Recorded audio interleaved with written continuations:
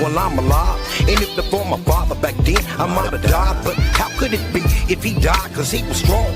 All the things he taught me in life were never wrong. How long does it take to perfect the life achievement? I guess not long, cause I was open up bereavement, mourning the loss of a man who had it hard. The man was poverty struck, and so he ran a junkyard. Imagine being a father who goes through life poor. Imagine being a son of a father who wanted more. I'm sure he figured he let me down, but yet to me it's kinda funny. The things I learned from him were worth much more than all that money. And even though I grew pops, it's cause of you, pops. I made it through the struggles and strife, I'm giving you props. So I'ma do like you said, in spite the others. Keep banging on my brothers till they can trust one another. I know you smiling at me and telling me be happy. Them days I'm feeling crappy and let this world get at me. But you in heaven with cruise while we on earth paying dues and catching hell with these real street blues.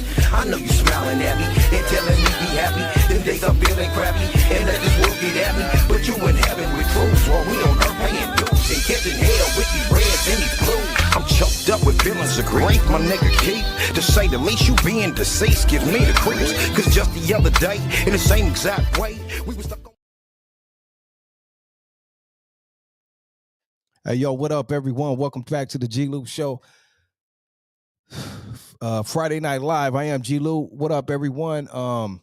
Sorry for the late delay. We had some technical difficulties tonight. You know how this can go when you do a live show. So sometimes this happens. Still having some difficulties, but we're gonna get through this show the best we can. I got a very special guest, my homeboy.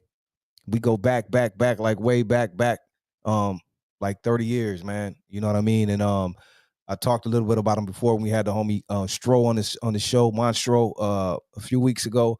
But again, this is my guy right here. His name is Mark 7, aka Kram, Neves. You know what I mean? Legendary LA graffiti artist, hip hop artist, and so many more things he's done throughout the communities and streets of LA for the last many moons. You know what I mean? So we're gonna bring the homie here and talk about his history, his journey, all the great things he's done, the ups and downs, the losses, gains, a lot of losses. The homie has lost countless homies. You know what I mean? Some of these people I know personally. You know what I mean? So it's going to be a great show. Shout out to everyone in the chat tonight. Before we get started, I want to shout out to everyone in the chat. First of all, Mama Pearl, Contreras, the Contreras family, Big Spanks. What up? What up? Drunken Chef, my sponsor. Make sure you follow his channel ASAP. Drunken Chef Barbecue, and get those special rubs because it's summertime and it's going to be hot. You need that spice to go on those ribs or whatever you cooking over there. So make sure you get at the homie Drunken Chef Barbecue. Shout out to my producer, DD Hairston, who is back from vacation. So shout out to her. She is back. So we'll be back making magic how we do. Also, shout out to Street Level Clothing, our other sponsor, and Player Made Clothing as well. Make sure you go check them out at playermadeclothing.com and streetlevelclothing.com. And with that being said, hold on a second. Hold on one second. Hold on one second. Okay. There we go. What up, everyone? I'm G-Lew. Welcome back to the G-Lew Show. And like I said, tonight we got a special guest, the homie, Mark 7. He is here, people. Without any further ado, let's welcome him to the show.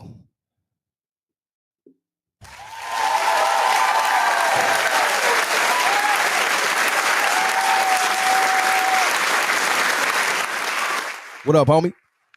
What's good, bro? What's good, man? Things are good. I'm great. I'm coming in good, audio wise. Yeah, everything is good. I had seemed like low audio. That's what I was trying to fix, but it's all good. We got it. You know what I mean? But yeah, you sound good, bro. Perfect. I hear you good, homie. All right, bet. Yeah. Everyone out there, I introduced the homie, but he can introduce himself better. So, brother Mark, go ahead and introduce yourself to the people, please. All right. Well, I'm Mark 7. You know what I mean? That's my general sense name. You know, that's who I am. And you know, there's a variable when it comes to the music and whatnot. It's I'm Kram Neves, which is Mark 7 backwards. known as Kram Kram the secondhand smoke man at some point, you know. But it all derives from self, you know, me being Mark 7. So known with the graffiti and all that since the 80s. So that's what everybody knows me on that level. Yeah. Right. DJ Money, what up? So Mark, man, you know, I know we just kind of jumped in and everything, man. First of all, like I said, this is my homie. I recently, I'm blessed and happy. We recently got back in contact. I got a shout out to homie Stro. Everyone seen Monstro on here a few weeks ago. For sure. He made that connection for us, but me and this dude go back like 30 years. I sound old when I say that, right? But 30 years, man. This dude right here, when we clicked, we worked at a job together, like back in the day. And for people who don't know, I spoke about this before, but I got to give a shout out, you know, to Fedco. You know what I mean? You from really grew up in LA, you know, Fedco department stores, right? They were like you could say the Walmart. I keep saying Costco, but I guess you could say like the Walmart, right before Walmart. Yeah, Walmart, Costco, Jimco. There was a couple of them all like out there in the early 80s and 90s, right? Right. They might have even been around since the 70s, some of them, but they phased out like mid to late 90s. Kmart, Zodi's, damn. Wow, because I think some people might just remember the Super Kmart. You know, and then the Target. Kmart, we got took, you know, they took Kmart out the game. I mean, but Walmart is big, but I know Kmart was like Walmart though. They were like, I don't know. Yeah. No, I know it was popping for some years with that. But you know, everything has its time in the sun. But yeah, a lot. Shout out to D Money too. D Money. Yeah, he's one of the homies. Well, you know, the homie Demetrius, but D Money's another cat. He around the hip. Oh, sleep dog. Sleep dog. Some people in the community know him for his low rider stickers, the bomb ass little car stickers and whatnot. The hamburger stand, a lot of Crenshaw district stuff he be having. But he used to work with us too. You know, you'll run into him. Stro know him because he fuck with Stro and them. But yeah, man, you know, a lot of little history with Becco. And for those that didn't even remember, like there was a little turning point where after the Rodney King uprising, that little place got tore down, man. And we helped put it back together. We were talking about that right the other night, because we worked together around like mid 90s, you know what I mean? But he was there like early and like you said, through the uprising, the riots and all that, you know what I mean? And we talked about it, but people not only about how that affected Fedco when you were there, but just the riots period around that time, because you got to pretty much have a front row at that, right? I had you say that last part. I had a what? No, I'm saying you had a front row seat to pretty much. Oh yeah, to all the action. Man, LA, the turn up and turn over it, dog. It got that was something else. Just you know, it's funny. We talking like 30 years. We talking it when the elders used to talk. They used to talk about the 1969 riots and stuff, uprisings and whatever. And then here we reflect back off of something, and it's old as hell now too. But it don't man. Like it. When they used to talk about the 60s, right? Even now, you be like, that shit, man, like you can't even imagine. And like you said, it's pretty much the same thing, right? But it just don't seem like it. Now tell me about it. Hey, somebody put up some footage. Look like me. I could have sworn it was with my El Camino on Crenshaw and 39th by the post office. The thing is, it was just a couple of things that made me say, nah, that wasn't me, but it was footage from right around that same time. I think right after the riots, you know, just like we had COVID and it just it kind of disrupted the natural activity. Well, after the riots, it disrupted the natural activity because everything was burnt down and you only had so much you could do in the inner city, at least our part of the inner city, you know, throughout LA, South Central, etc. So it was a whole little shift that everybody had to adjust to, you know. Hey, it was crazy. You just made me think about that. How was that really like directly after, because like you said, at first everyone, you know, thought they came up, everyone, you know, got their little stuff, whatever they thought, you know what I mean? But how did that affect once it kicked in, like you said, a few days later, when you can't really go to none of them stores now and get the regular shit you were used to doing, or 5-10 minutes, maybe you got to go way out, right? Right. And you know what? And that's funny. I'm okay. So two parts of that question you just said. One, I think everybody felt like they fake had Christmas. You Right, right, saying right. everybody of all races pushing baskets, pushing whatever they could, you know, from the Right. later part of the afternoon. Because look, bro, when it first kicked off, uh, you know, first there was the initial verdict, then it was Right. all the nutso shit, right? Then there was Right. they the first night that it kicked off in Florence and all that, and it was a whole little thing. You seen people getting it how they could. The next morning after like an apocalypse, and you see everybody in front of their houses, all the rubbish left on the street, you know, from whatever cartons from markets, all that, you know, it was like that. However, the next day, they said that it was going to keep going, and then they told us to leave work. We was at work at like 4 o'clock. They said, you know what? Go on in. No, they said it was at 2 or 3 o'clock. They gave us our checks. It was Wednesday. By Thursday, I mean, by the 4 o'clock that same day, they was already looting Feco. And people was running out of there with TVs, all kind of crazy shit, man. That was wild.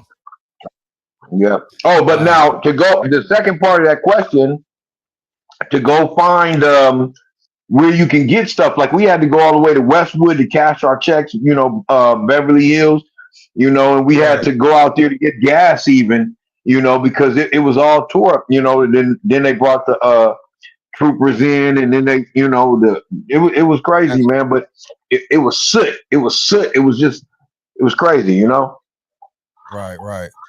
Wow. Mm. How long do you think, not to stay on that too much, but how long did you think it did it take? I mean, you know, everyone else in different times seen it or how it affected, but how much did it take, or how long did it take like directly for that to, you know what I mean, like to for things to come back somewhat in order, you know what I mean? Because like you said, this affects a lot of shit, like how you get shit, gas, everything, you know, and just normal living.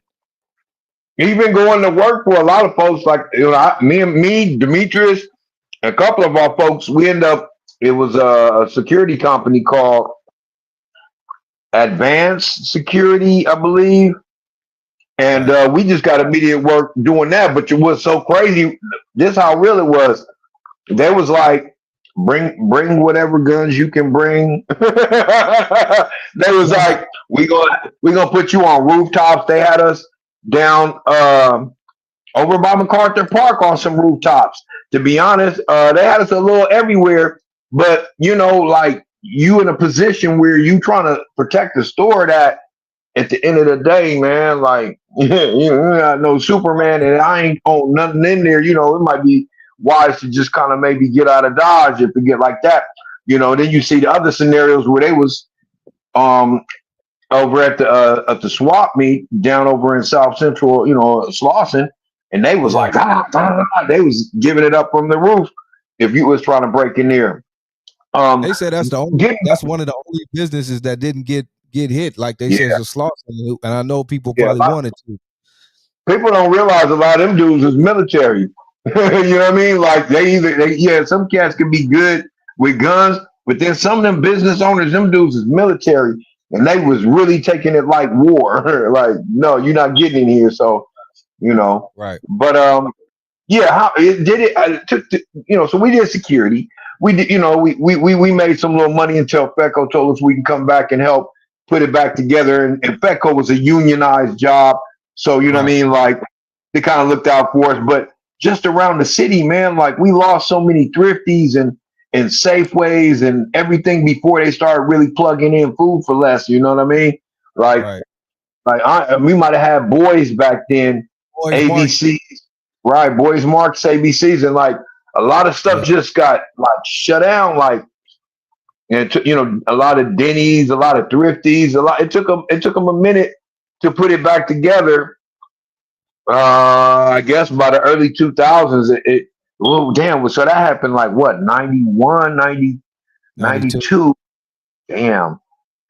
Yeah, but you see, look, I was at Petco, but I moved from Mid City to Hawthorne by 93. So on that side, it still was life. So, South, you know what, bro? It's funny you say it because going through South Central now, even though it wasn't the riots that hit, COVID kind of effed up a lot of these new building structures where they're going top high.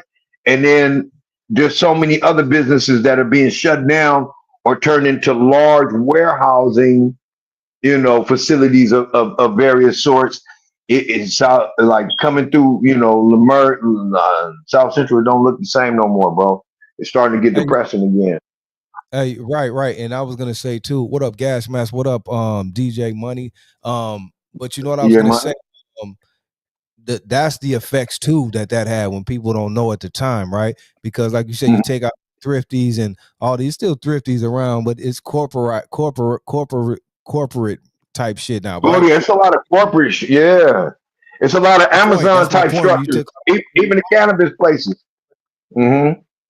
exactly, that's my point. When all those places got even took out way back then, that brought opened the door for the corporations to come in. Okay, say Oh we'll yeah, just buy up everything and corporate and shit. That's why you got, like you said, yeah, the Walgreens and all this type of shit, which is cool, but it ain't like you said, like back in the day, you felt more with these stores. It was a little bit more, I don't know the yeah. word, like Well, they was I don't more know. focused on the community. It Right, seemed like, right. you know what? It's funny because I can't speak for you, but I can say me and you come from a place where we were younger, and so I'm looking 20, 30 years ago. It really wasn't heavy in our mind about certain things, but I remember when Walmart was just coming to the Crenshaw Mall, and they was making sure, hey, are you going to provide the people with jobs? Or are you just going to come in? You know, so that Right. was always something about making something useful for the people in the community. Obviously, when a lot of things change, on the political spectrum and what they doing with corporations and rights and their view for big business, it just kind of mark. I mean, look at the technology. Look where things is going, bro. And these smart stores, they interesting as hell. But look at the Targets. Look at the Target stores with all the lockdown thing that Yeah, you got to push a button. that's It's crazy crazy. right there, bro. That's It's crazy, crazy. bro. But that's not at all. That's mostly in, well, a lot of stores, but all of them are not like that. But like, that's crazy to go in there and see you got to call and wait for someone to come unlock, just for Yeah, I want some small shit though. toothpaste. Too, like I just deodorant, want some toothpaste, toothpaste. bro. Right, Right. crazy, bro. That's crazy, man. It's nuts. It's nuts. Yeah, Man, yeah. but That's right. Huh? Mark, Yes, man. where does it start for you? As far as even with this whole LA culture, because we're gonna get into you've touched all facets of it, the graffiti. Sure, you breakdancing and later was an MC and so many different things about LA.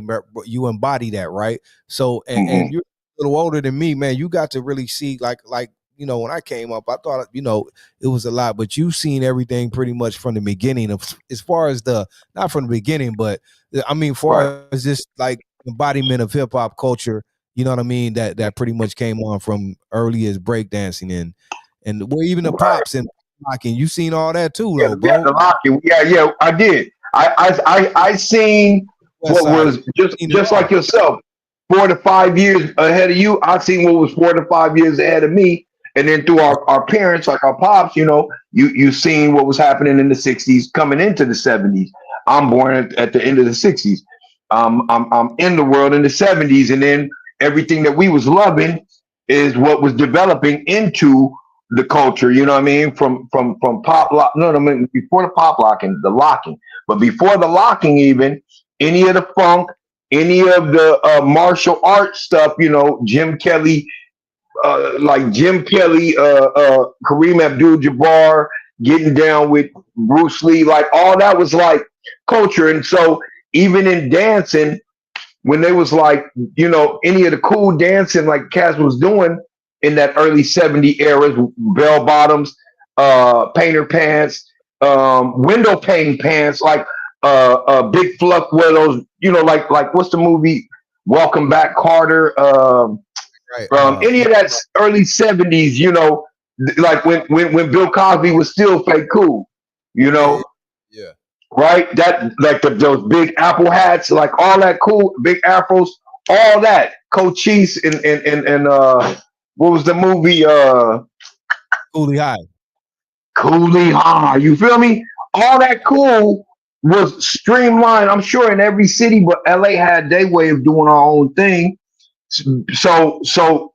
Before we even heard hip hop, a hip, before we even heard that, we had just our own way of expression. But we was heavy into funk.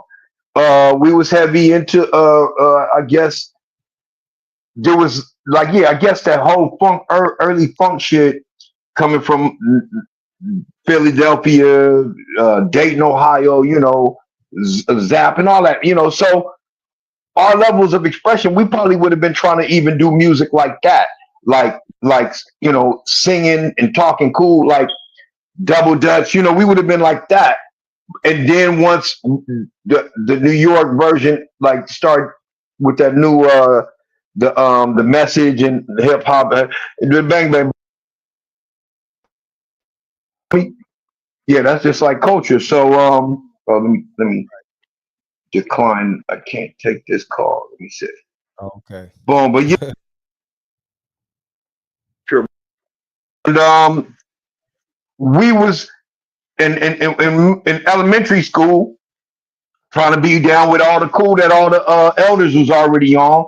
So either we was trying to stand and do the little tut looking type of dances, either we was doing little knee break dance type. Not even wasn't break dance, but it was like these little. I think they were somewhere between martial art and Soul Train cool type of moves. You feel me? And Right. Right. like they were like tucking, like you could tuck and come down the stairs, kicking your leg up, and clap your hand type stuff. And if you play back some old Soul Train stuff, you'll see what I'm talking about. But we was doing all that, man. Trying to Interview that maybe. dude. Hey, not to cut you off, but speaking of Soul Yeah, Train, I yeah. got to interview that dude that used to be on there, the tall dude, Ski, what's his name? Oh, Lou, Yeah, big light yeah, skin cat. sir. Yes, sir. Got to Yeah, interview him. hey, Yeah, real. that dude from the Cuddies, Yep. Big Lou. Yes, sir. It was funny.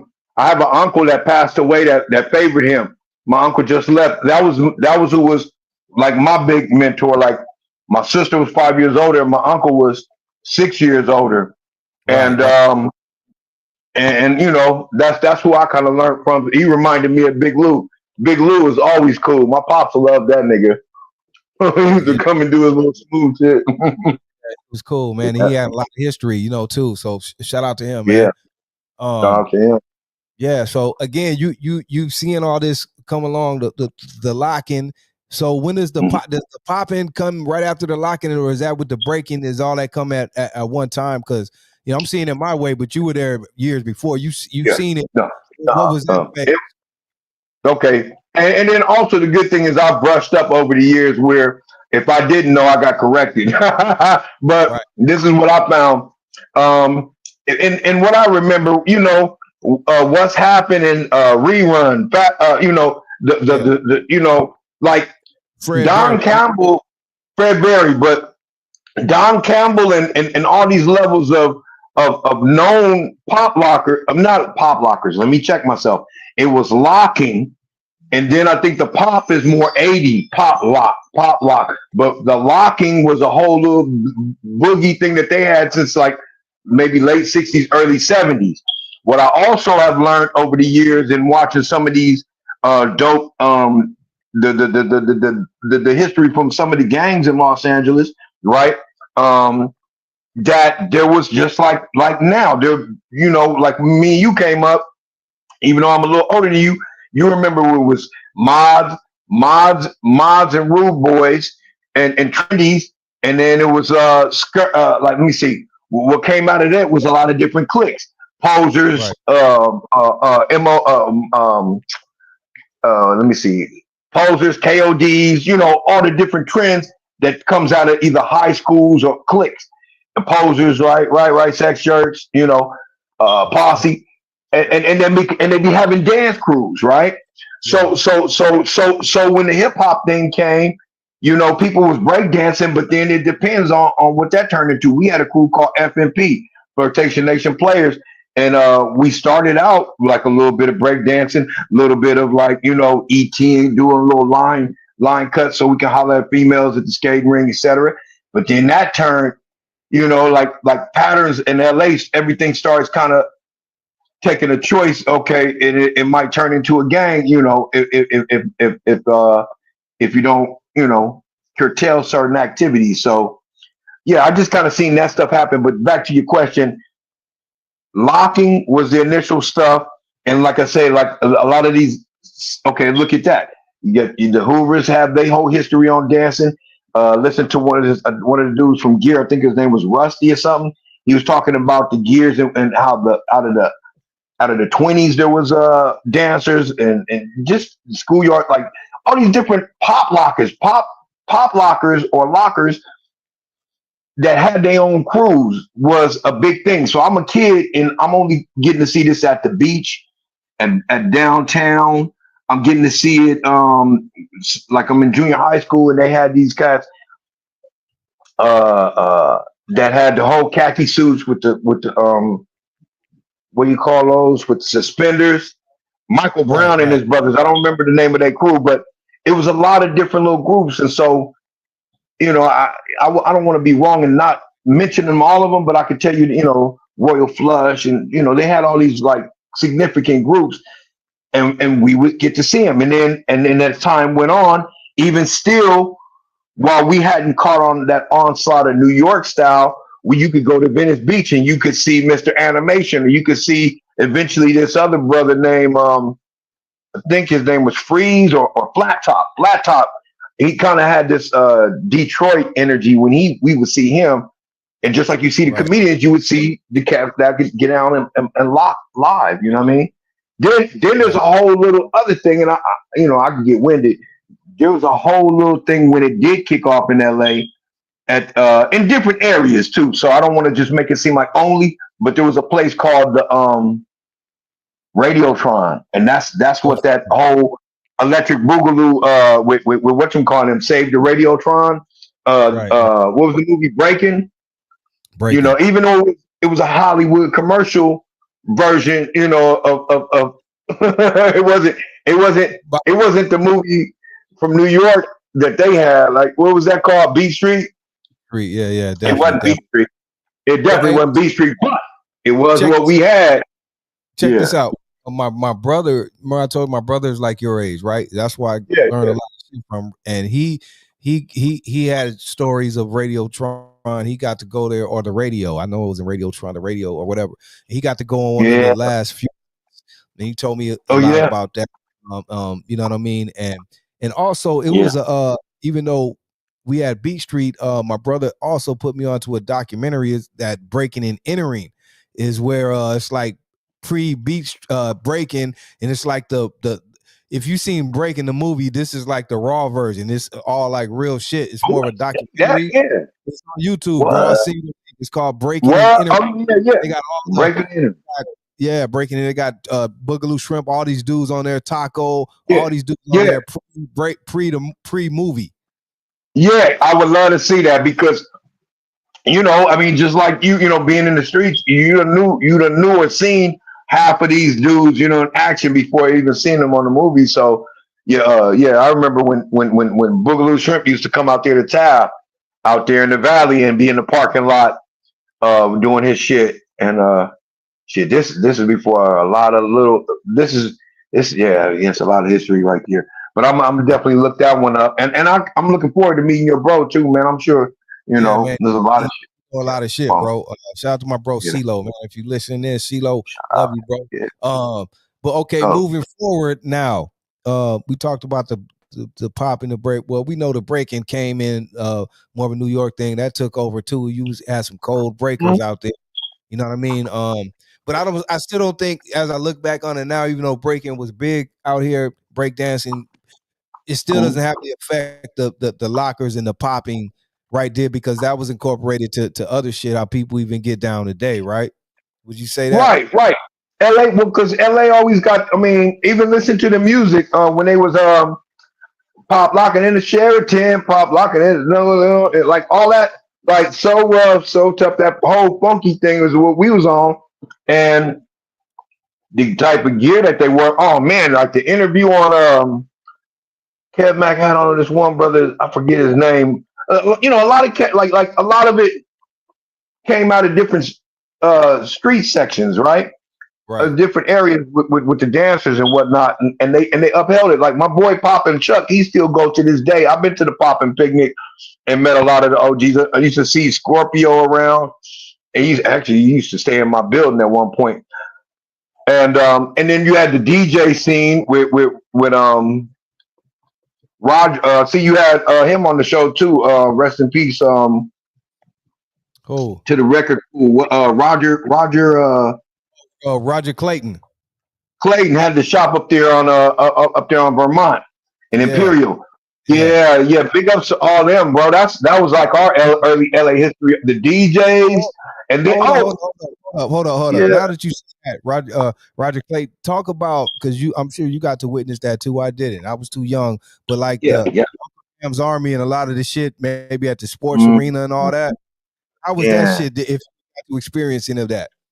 All right, and I caught only a portion of it. My sister was going to a lot more of it.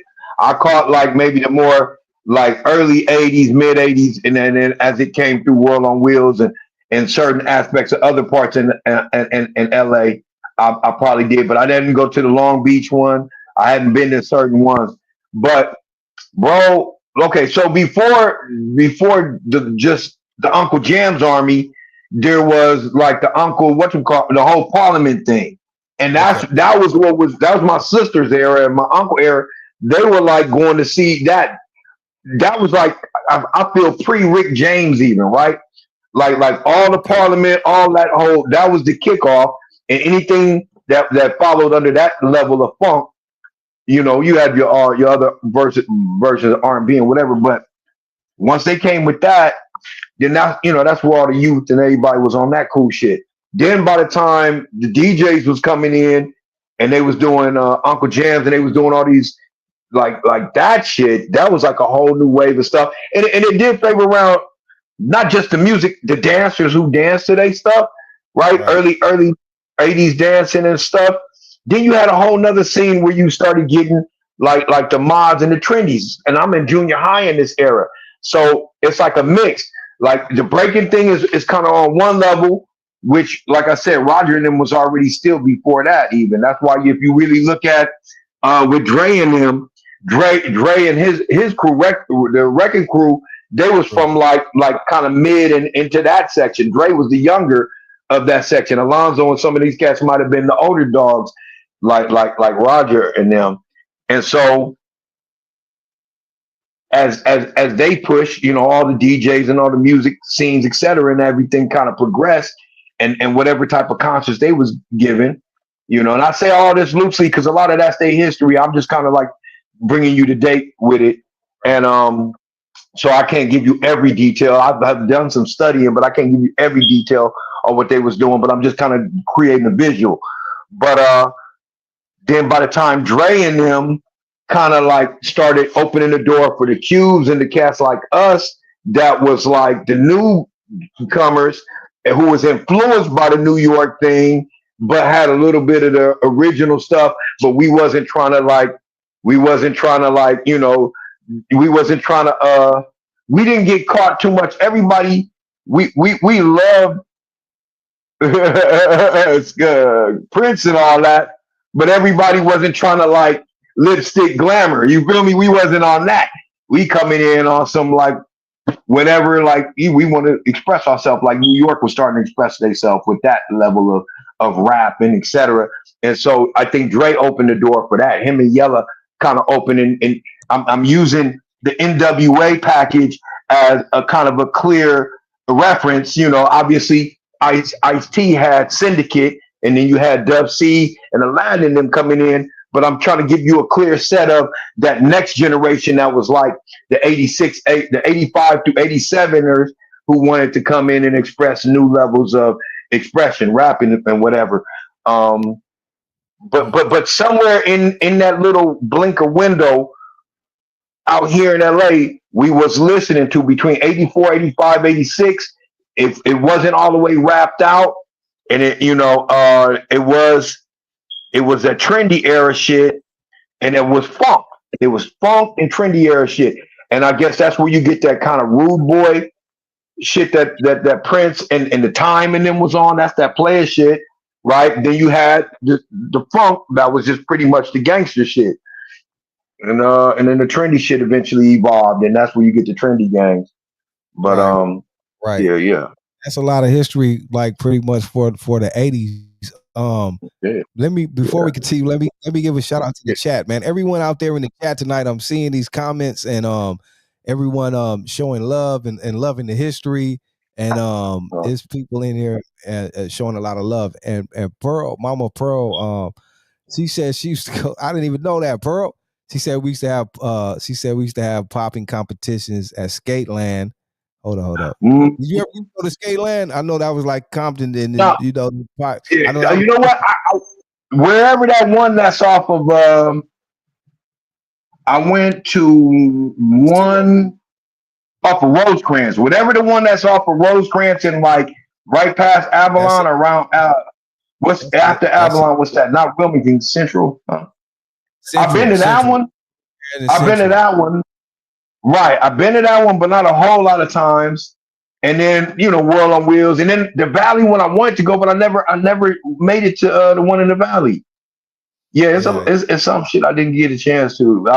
Venice Beach and Hollywood, but as far as the competition, that's where I would see competitions mainly. Yeah, the competitions, and they would have lock-ins. You know what I mean? Yeah, crazy. Oh yeah, yeah. Oh man, he see all kind of shit. I want to do a skate party, but I don't know where we would where they got a skate place, huh? Right. Yeah, because that's a good question. We have to look that one up. That'd be a good vibe, skating. Do skate cup because we usually do like gathering, get everyone, all the family, and we have a big community in the G-Lew show, man, family, and we all come together a lot. You know what I mean? I was thinking about doing a skate party. So people in the chat, let me know what you think about that. Maybe we'll make it happen. That'd be dope. On Doritos. No longer though. That was the spot. Me, we were talking about that last night. Remember, Mark? No more skate. The Cerritos and Skate Depot. World on Wheels. Skate, man. World on Wheels. Nipsey had brought it back that one last time. It's crazy how they let that get shut down. I said in Whittier. I don't understand. Okay. Whittier? Oh, that was cool. Yeah. World on Wheels though was like legendary. These places, Skateland was legendary. You know what I mean? But these places was legendary. No more. But Skateland, I heard, was just so legendary for bringing really hip hop. A lot of these acts and groups will go to skate. Well, World on Wheels too. You know what I mean? But both. But Skateland did bring a lot. So where was Skateland at? Was that the one that's right there in Compton? What's that? That's the Rosecrans one, Skateland. And then City, so that's where Cube and them used to go. Yeah, exactly. Yeah, hell yeah. And it's I know shout out to Urge 7, Cole Below, used to be in that group we was talking about with your boy Tweed Cadillac.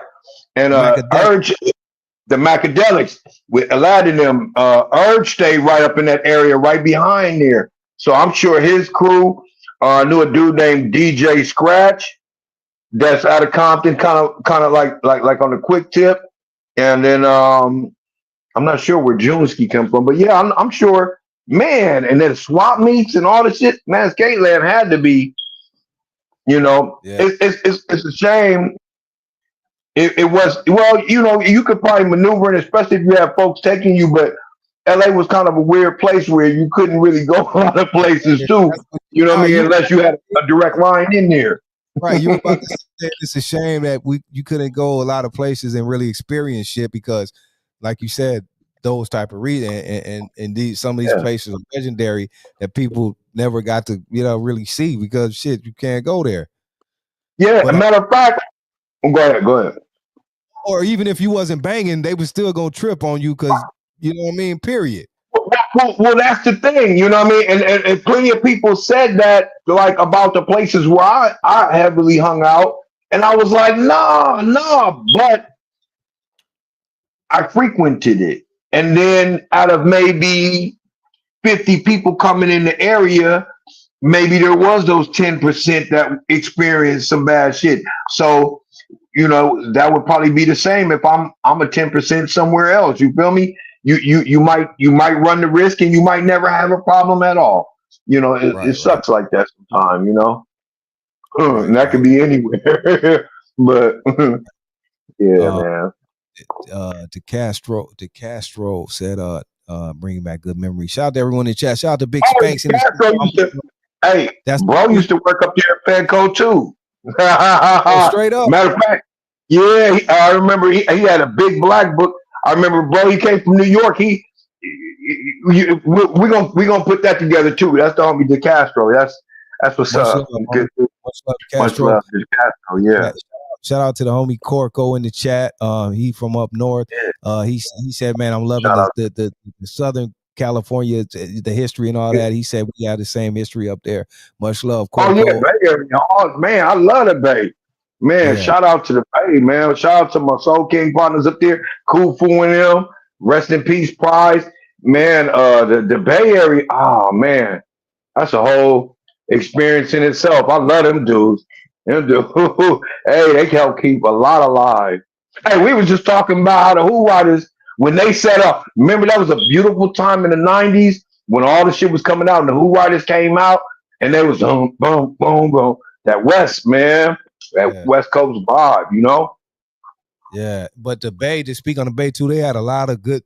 The Bay had like the game, you know what I mean? That's where you get the game, the gangster shit down here, but you get the game from up in the Bay. They was bringing, Oh yeah, was gaming you up, you know what I mean? And just yeah, had fun. all kind of levels of game here for sure. That shit was hard. I know it went more hypey now and all that, but back then, yeah. and they had some man, come on, man. They had some cold Mac Mall, Too Short, you know, all these Mac dudes. Mark, Short, JT, the biggest. Hey, you know, damn, there's so many levels of Bay Area and Banks in them. But look, even on some hip hop conscious shit, Boots, Oh yeah, Boots Riley, what is it called? Big Cats, Big Fish, Fatter Cats, or some shit.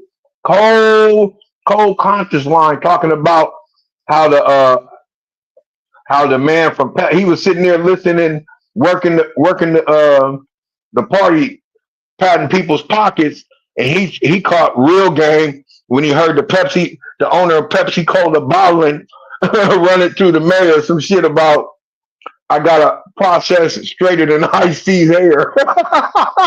Hey, man, you gotta listen to that song by Boots. Real player shit, okay. but at the same time, some real game. Shout out to the Bay, the Yay. She said, "Can you skate back?" So, Mama Pearl, excuse me, Mama Pearl, do you think we should have this skate party? Let's make it happen, Mama Skate Pearl. party. I would love it. She said, "Can you skate back?" I can skate backwards. Yeah, I mean, I ain't skated in a minute, but you know, when you skate, it's the same like riding a bike. Once you get out there, you know. I'm a rough skater. I don't skate. I can't skate backwards. I wish I could. And that's why people had their own skates though, because it's really in the skates. Because you get those rental skates, they'll fuck you Oh up. yeah, when you get your own skate, yeah, you can. Yeah, exactly. I probably skate like Fred Flintstone. But a lot of times they be those skates too. They give you some fucked up skates to have you Oh going yeah, way and shit. Like, you know what I yeah, mean? yeah. For real. Ankles tied, shit. Yeah, Yeah, man. So yeah. we gotta get some good. Go ahead, bro. Yeah. I'm just trying to think. Align with the West Coast. You know, hip hop is hip hop, and the West Coast our own branch of it, and just you know the elevation of it, and just seeing everybody, man. Like I love, like with yourself, you and I, along with Demetrius, and it's very interesting because when the Goody Mob, okay, so Outkast dropped early in mid '90s, then they dropped the second album, Goody Mob dropped. We met, Right. and all that was new music, and it was dope because it was down south, but it had lyrical lyrical strength, Strength. you know, Yeah. flow and patterns and lyrical content. Like it was bars, right? And it's like kind of like the Bay Area homies was doing. And it also had like street content in there. And it had a conscious level of content. And I will admit, it hit the scene right where everything was perfect at. You feel me?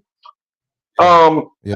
and there was a lot of diversity between at that time, what Outkast, Southern Playalistic, the whole thing, Goody Mob with their level of conscious rap, where Pac was evolving to, um, Cube and them. You and I spoke on that. Everything that he had over there with Caution and them, like it was a real interesting time.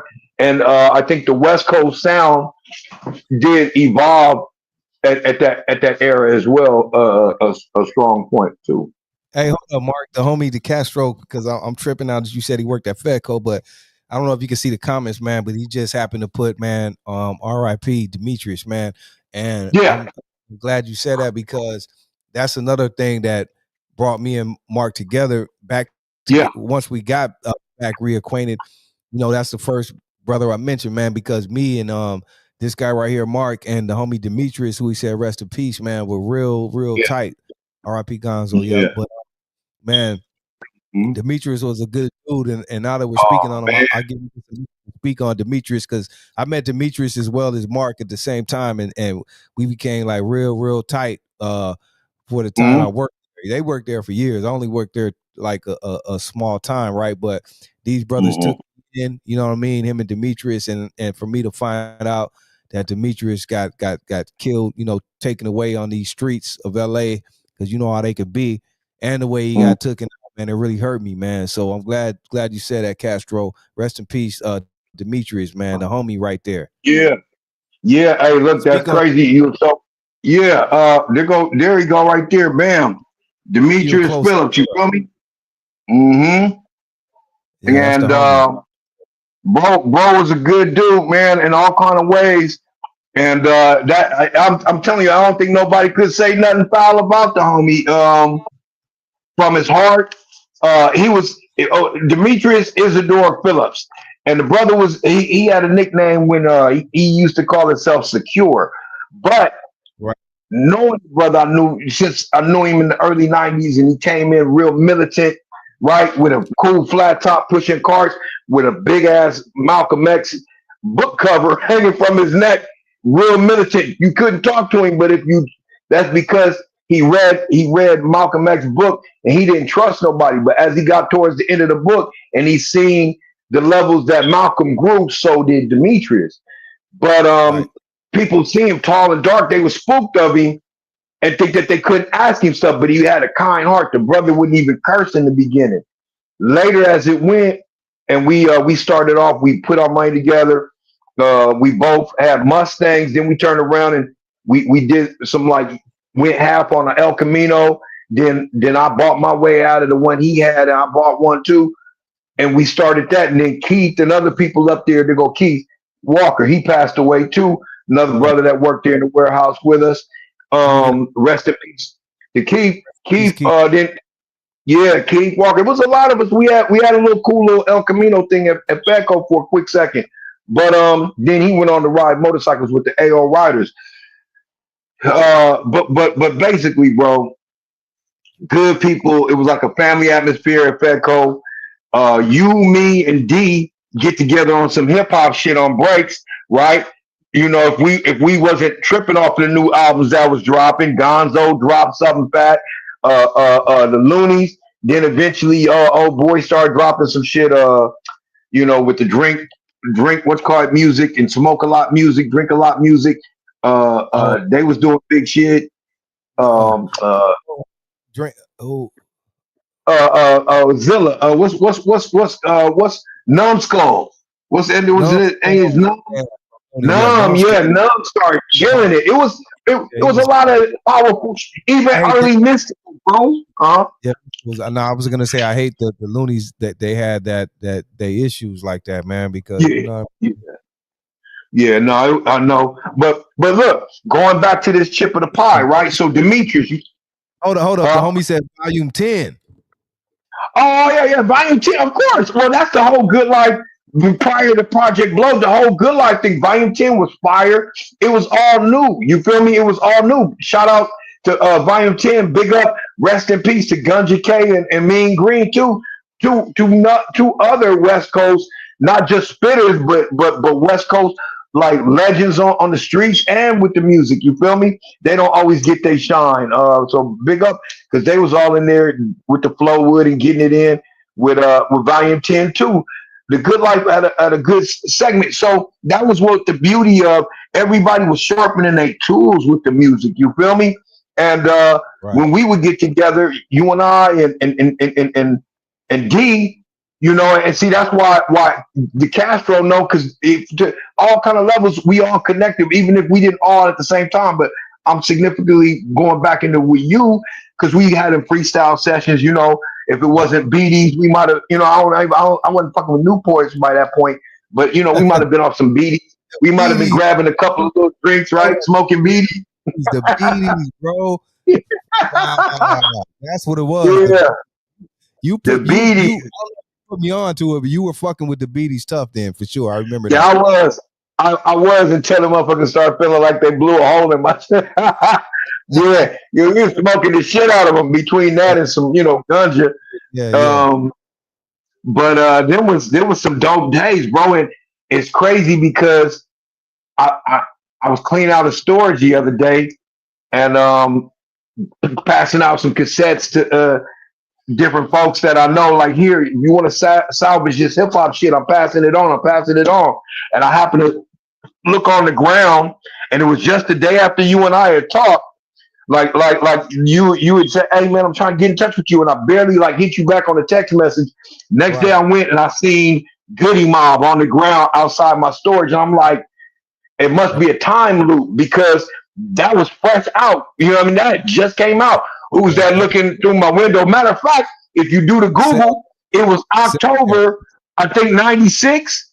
95. It came night no window, that one? Look it up. Look it up. Look it up.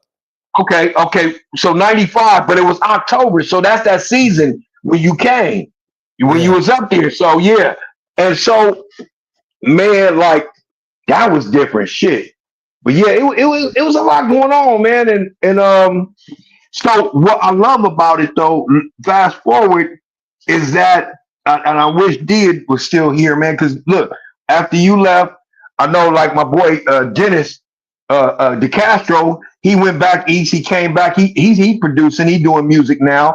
A lot of different little homies. Like another homie Corey that used to work with us. Now he married to one of the twin girls. Um, he's in movies and doing different things. He was in my first music video. A couple of people they stayed doing it, man. They stayed with it. Demetrius, we had a crew called the Strugglers. He was Oh, on him. Him and my boy Poet Lee had some little stuff going. I'm gonna have to dig that up so you can check it out. So it ain't to me. It ain't even about no major record deals. It's because you love doing your passion. I hear your right. cuts. You got different little songs on your platform. You still barring it up. You still beefy with it, and Yeah. then you open up a platform where you elbow to elbow and talking and doing interviews with like a lot of legends. When I see your lineup, you know what I mean? Like a lot of the history of stuff you got in there, I'm like, damn, and then you right there with Tweed.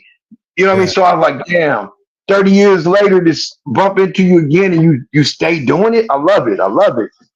Love it. Because it's more of a, like you said, 30 years. It's like more of a, it ain't about the money or anything else. This is what we love to Mhm. do because we're like students of the game, and this is what we love since kids. So you know what I Yeah. mean. This when people say hip hop and fads and all that, or really the meaning or living hip hop, that's when you live it. You Mhm. know what I mean? When Yeah.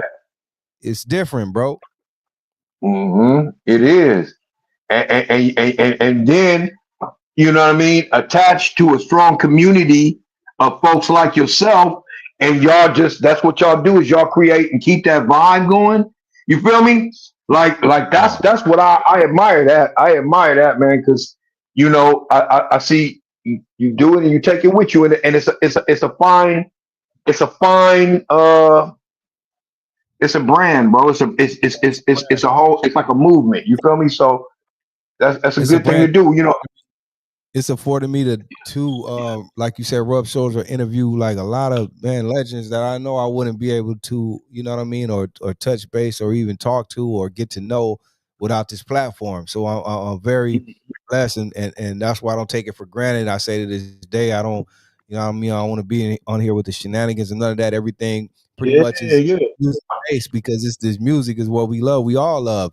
We're all facets of life, whatever part of it we try to incorporate it here, whether it be the oldies, the hip hop, you know what I mean, the funk, whatever. We do it here, and it brings everyone together, bro. You know what I mean? Brings everybody together. Everybody, hey, and even as I bounce through doing a different, you know, whether it's on the Sunday show, you know what I mean, on Yeah. another night show, like it's music. It's music, like you say, what's in your playlist? You question or you take Right. calls, you know what I mean? You the G LeBeau. And it's dope, man, because bro, look, from Art LeBeau back in the day to Casey Kasem, bro. I was a kid Okay. listening to Wow. whatever it was, right? And they'd be like, Ribbon in the Yeah. Sky. I'm gonna dedicate Ribbon in the Sky. Such and such lost somebody. Boom, boom, boom, boom. And to this, bam, Ribbon in the Sky, bro. I love music like that. And Yeah. loving it to where you read the covers of the stuff and all that. So then to take it in fast forward to a modern space and you keeping it alive like that.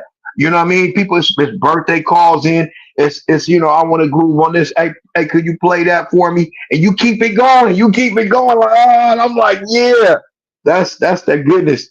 You And know what I mean? Yeah, we come up on all these legendary DJs too. Like yeah, so it's just keeping yeah. that alive. Julio Like G, what we all that.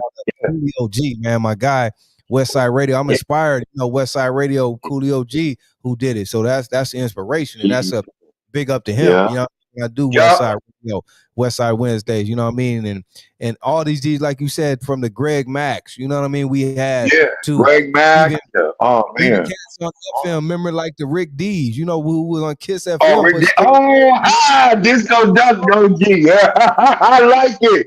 Curtis, yeah, hey, big up to Curtis Harmon and yeah. hey, and you know what? And look, oh man, it's a lot of General Jeff and all them. But look, I'm gonna take a second to big up once again, not just the California Cat Crew, but Uncle Jam's Army. I got a partner. Canning. He was one of the Wow, she OGs said, from there, huh? Go ahead. Nah, the homegirl, I was gonna but big up. sis Emily said Lisa Canning, bro. Oh, Lisa Canning. God damn, he took it back. Oh, wow. Yeah. Damn. West Par. It was Par, somebody thing with a Bobby credit. Jimmy. Bobby Jimmy was Russ Bobby Parr. Jimmy. Bobby Jimmy and the Yeah, West Critters. Par. The He was the, critters. Some. and Damn, then I'm remember trying to remember. we had, Michael Mixon Moore. Go ahead. ooh, you going back. You going back. Yeah, yeah. I don't Man, remember who used to do this one called the Ollie Shuffle, but that used to be the shit too. and remember the Damn, radio, yo, the K Aces. We don't have K Ace no more. K Ace. Oh, Ace, AKC, Yeah. Ace, KAC. Oh, they used to be on Los Angeles. KACE. Yeah, yes, Damn. sir. Oh, shout out to what's his name radio station if it's still popping in Inglewood. Uh, KJLH. KJLH. Is that Stevie Stevie Wonder's Wonder. thing? Yeah, they still going. Yeah, yeah, man. Yeah, hey, but you, like Rick D's, damn, you probably. Hey, well, you know. He was the shit, but I mean, he was on SFM, but Rick D's, we grew up on that, man. Like Rick D's came to our school one day, bro, in elementary, bro, pulled up in the helicopter, dropped right down, and Oh gave like his shit! speech. Yeah, I'll What? never forget that, bro. Shout out to Rick D's, man. Yeah, you froze up on me, Mark. Homie froze up. Easy Wiggins on K. Look, Emily, you know your shout out to the Goose Miss. Emily, you know your shit, girl. Emily, you got to come on my show one day and do an interview. I know you're real shy, but I need you to come on the show. You and the whole fam, because you guys got real history, man. Shout out to the Guzman. Shout out to the Contreras family. I still have K-Day as one of my stations. Yep. K-Day, man. K-Day, GFJ, K Earth. You know what I mean? All AM stations. We go back like that. And then, like I said, Kiss FM. If you was into your rock, the KLOS, you know. Gotta press StreamYard again. Let me see. Okay, I hear you. I don't Entering see the you. studio. Can you hear me? Yeah, I'm trying. Okay, I got it. Enter studio. There we Okay. go. Let me take out your other one. Let me bring you in. Let me see. Okay, there you go. There we go.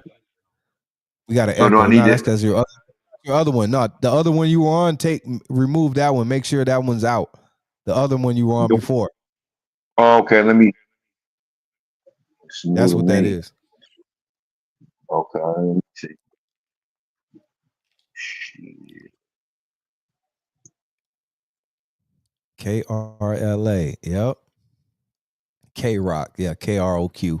That's KROQ. They're still around. KRLA was the shit. That's what it was. KRLA, Emily, K Earth 101. They banged the oldies, but they were more like commercial. KRLA though was the one though. That's the one right there. That's what I think Huggy Boy was on, and then later Art LeBeau. I remember that one too. Yep. The AM stations were the shit though. You know what I mean?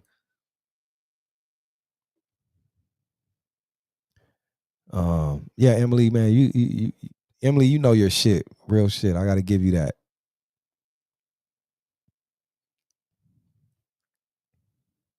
Wolfman Jack, yep, Wolfman Jack, crazy history over here, people. History, and I'm glad that's why we talking about this, because we could talk about the history, man.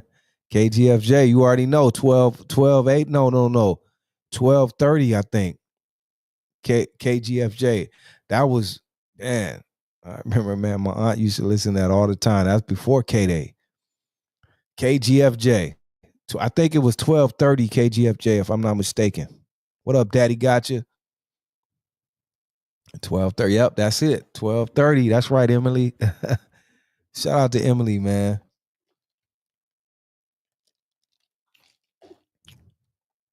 Yep. That's it. KGFJ, man. You guys, like, if you know, you know. I'll be sounding old now when I talk like that, right? But it's just real shit, man. Let me see. Hopefully we get the homie back. This is a great episode because I knew it was gonna be great, because the homie, he knows a lot of history. You know what I mean?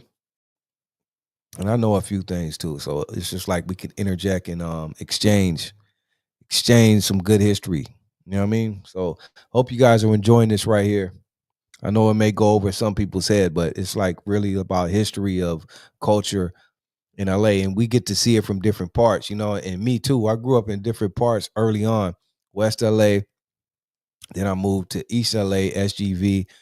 So I got to experience so many different cultures, and that's why I love the way I was raised. You know what I mean? Even got to move away too, out of state and in different places. Like I've been around a lot, so I got to experience a lot of shit, which makes me like knowledgeable with a lot of stuff. You know, I could appreciate that now. You know what I mean? But in this LA history, you know what I mean? I ain't that old, but I've been around for a little bit of a lot of good stuff. You know what I mean? A lot of good times, places. Got to see a lot of stuff that ain't here anymore. Like Spanks was talking about Thrifty. Spanks said in Montebello they got a Rite Aid that serves the Thrifty. See, if you know about Thrifty, for me, Thrifty is legendary. But if you know, Thrifty had the best ice cream, and you could get it cheap. You know what I mean? Thrifty's had the fucking ice cream, fire. So that's all we had was radio, and El Sereno stuck up in a hill. Damn. See, Emily, don't go there, because I didn't even know you guys live in El Sereno. I know, I know the history. I know the family, the EST.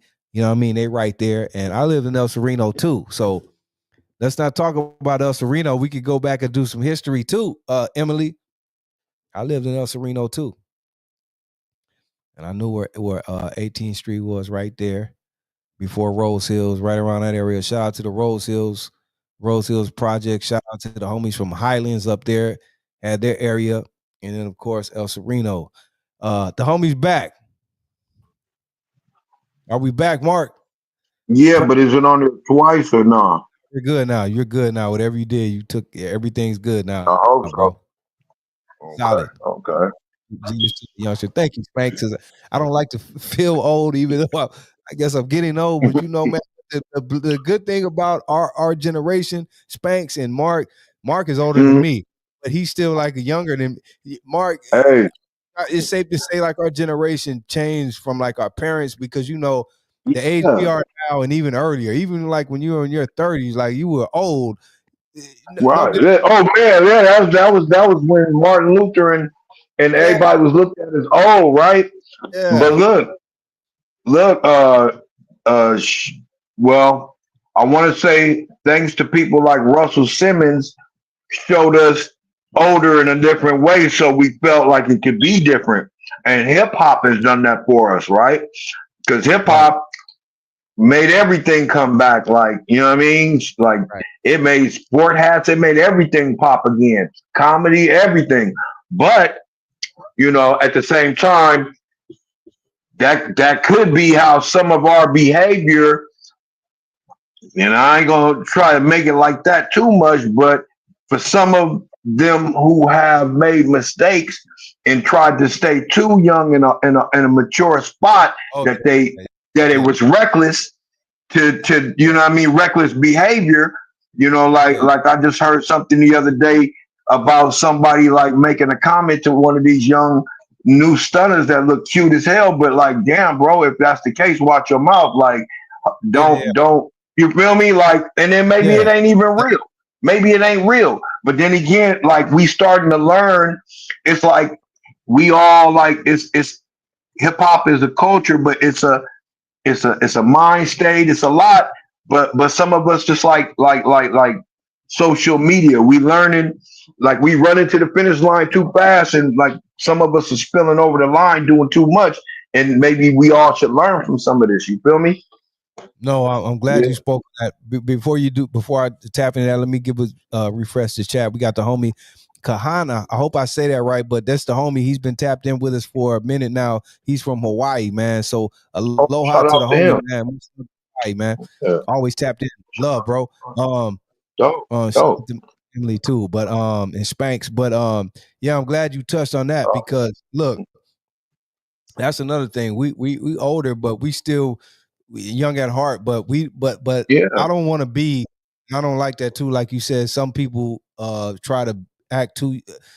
It's some of that going on with these dudes be acting young, like we see, you know, grown men like our age or people, you know, doing too much skinny jeans and all this shit. It's like too much.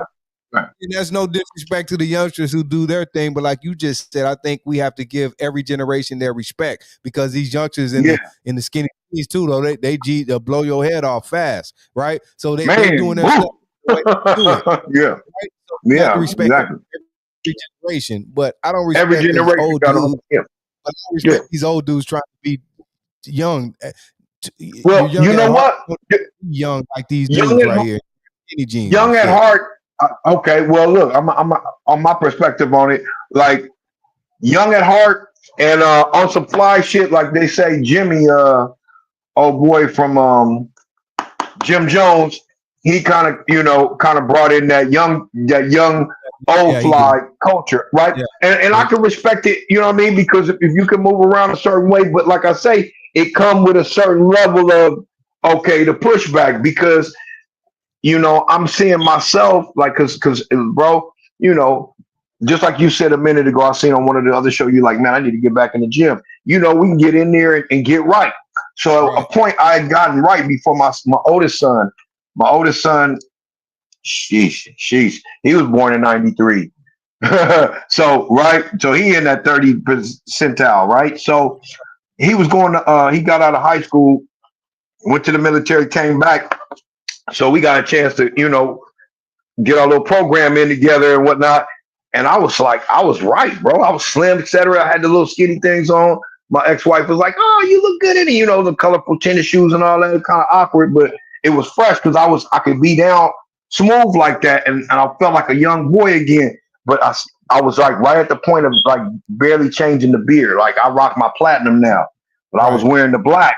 He said And the platinum. at some He didn't say platinum, you know, you gotta earn that. that's right.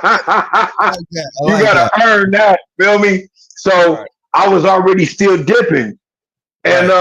and it was cool because I was flying. You know, when you young at heart and then you looking young, you know, but at the same time, bro, sometimes people get you mixed up and they, you know what I mean? So I just had to kind of, for me, eventually grow out of that space. But as far as, you know, and you don't, you know, yeah, it's to everybody, everything, man. Stay hard. Look, like my boy,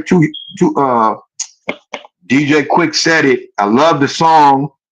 I was Which off one? if I put it in my line to that other song that we had the other day. I say, but sometimes we don't feel grown up, and that's no Oh, lie. I know the song.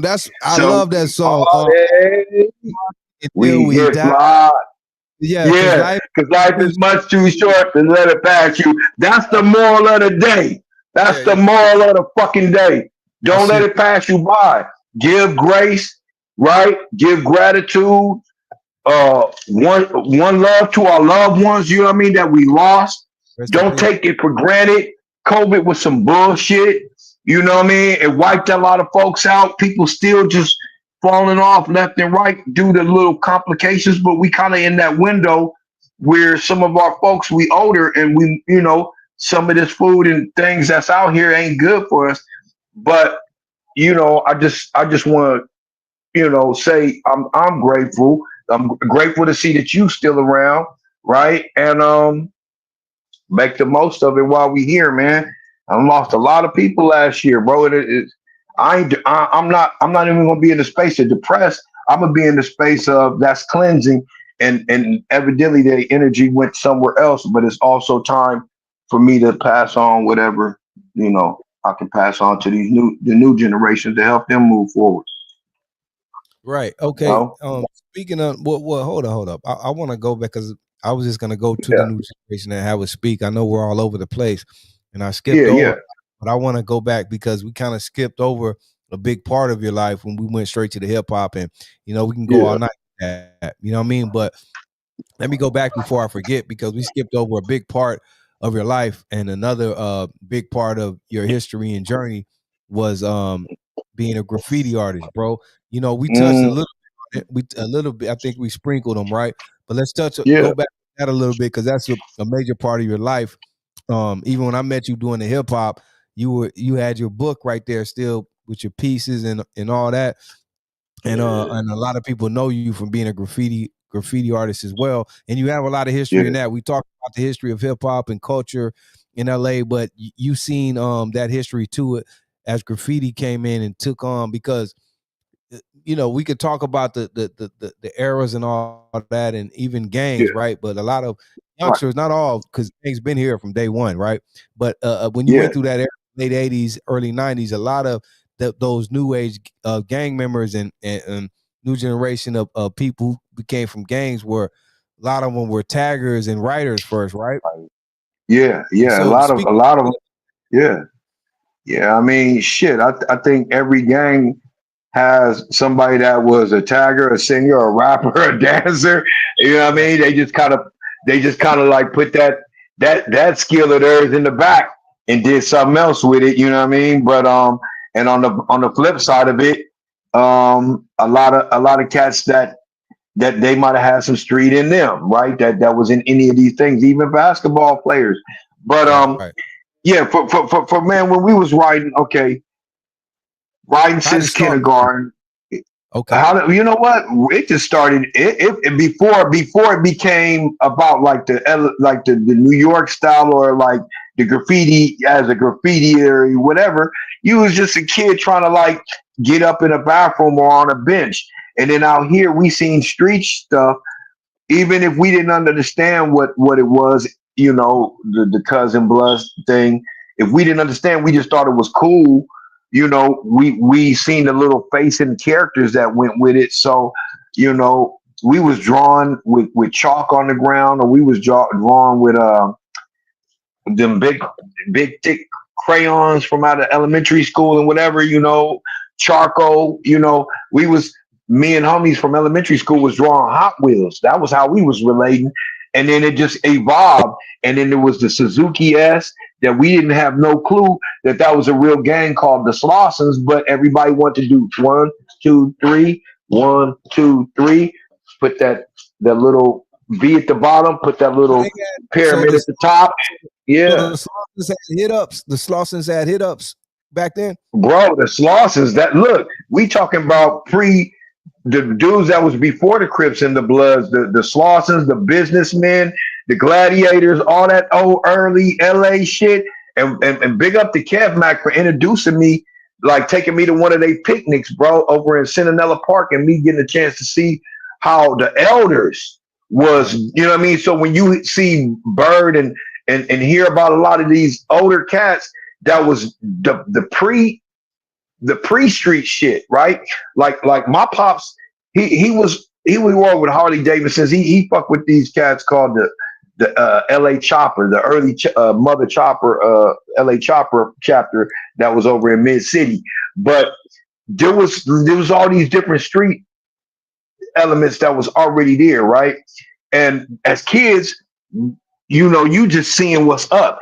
I know on another side of town, and the avenues, like as an artist, I know of this brother named um, uh, Chaz Rodriguez. He's a hell of a man. This brother got graffiti. He got like his Picassos, his lettering, his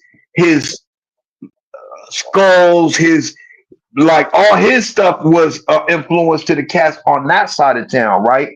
This I'm talking about. He was a standout. There was probably thousands and hundreds of folks, just like we read the walls. You know what I mean? As kids, and we, for those of us that seen Teen Angels magazine, we seen the big block letters and the big characters. You go downtown, the side of the building, the character is tall as you or taller. You know what I mean? So we seen that type of stuff. And as a kid, as an artist, you want to be like that. You just want to draw and be down. So, like I said, when we was doing some lettering, we wasn't even knowing. It was like it's like making origamis. If you know how to make it, you gonna make it. And so we was on that. Yeah. Let me ask you this too. Let me speak on this briefly because on this platform too, man, it's a lot of we push the black and brown love and speak just like how you spoke on that. Speak about how that's always been, even when we didn't know it, even though later, which later came later, because if you grew up, you knew back in the day it wasn't like that, but more of the now how it be a lot of clashing and shit, but tension, yeah. How we really came up the same way, and everyone. No, we came up the same way, bro. Graffiti. It was black and brown the whole way. Some of the coldest DJs we know are man. That's and man, my crew. Yeah, bro. That's the beauty, man. I can only be what I am, right? I can only have that experience. Now, I realize even with family members, there's times where if it's bad, you just got to respect that space. That's period. However, knowing from the heart what you about and what others about, I've always had that type of love. I grew up in a community where if we wasn't hearing like the Mexican music right there, we hearing the Jamaican music this way. I grew up in it. It was right, like it was just all around. And then the homies, you know, we either danced and pop locked together, or we tried to break dance, or we got into graffiti. So the crews I'm a part of were layered like that. Before it was me, bro. Let me just give you a snippet of LA. I remember you when you drank my wine. Stop it, homie. Why can't we be friends? Why can't we be friends? Right? That's the kind of, it was like, I'm gonna start to sneeze, but look, my pops,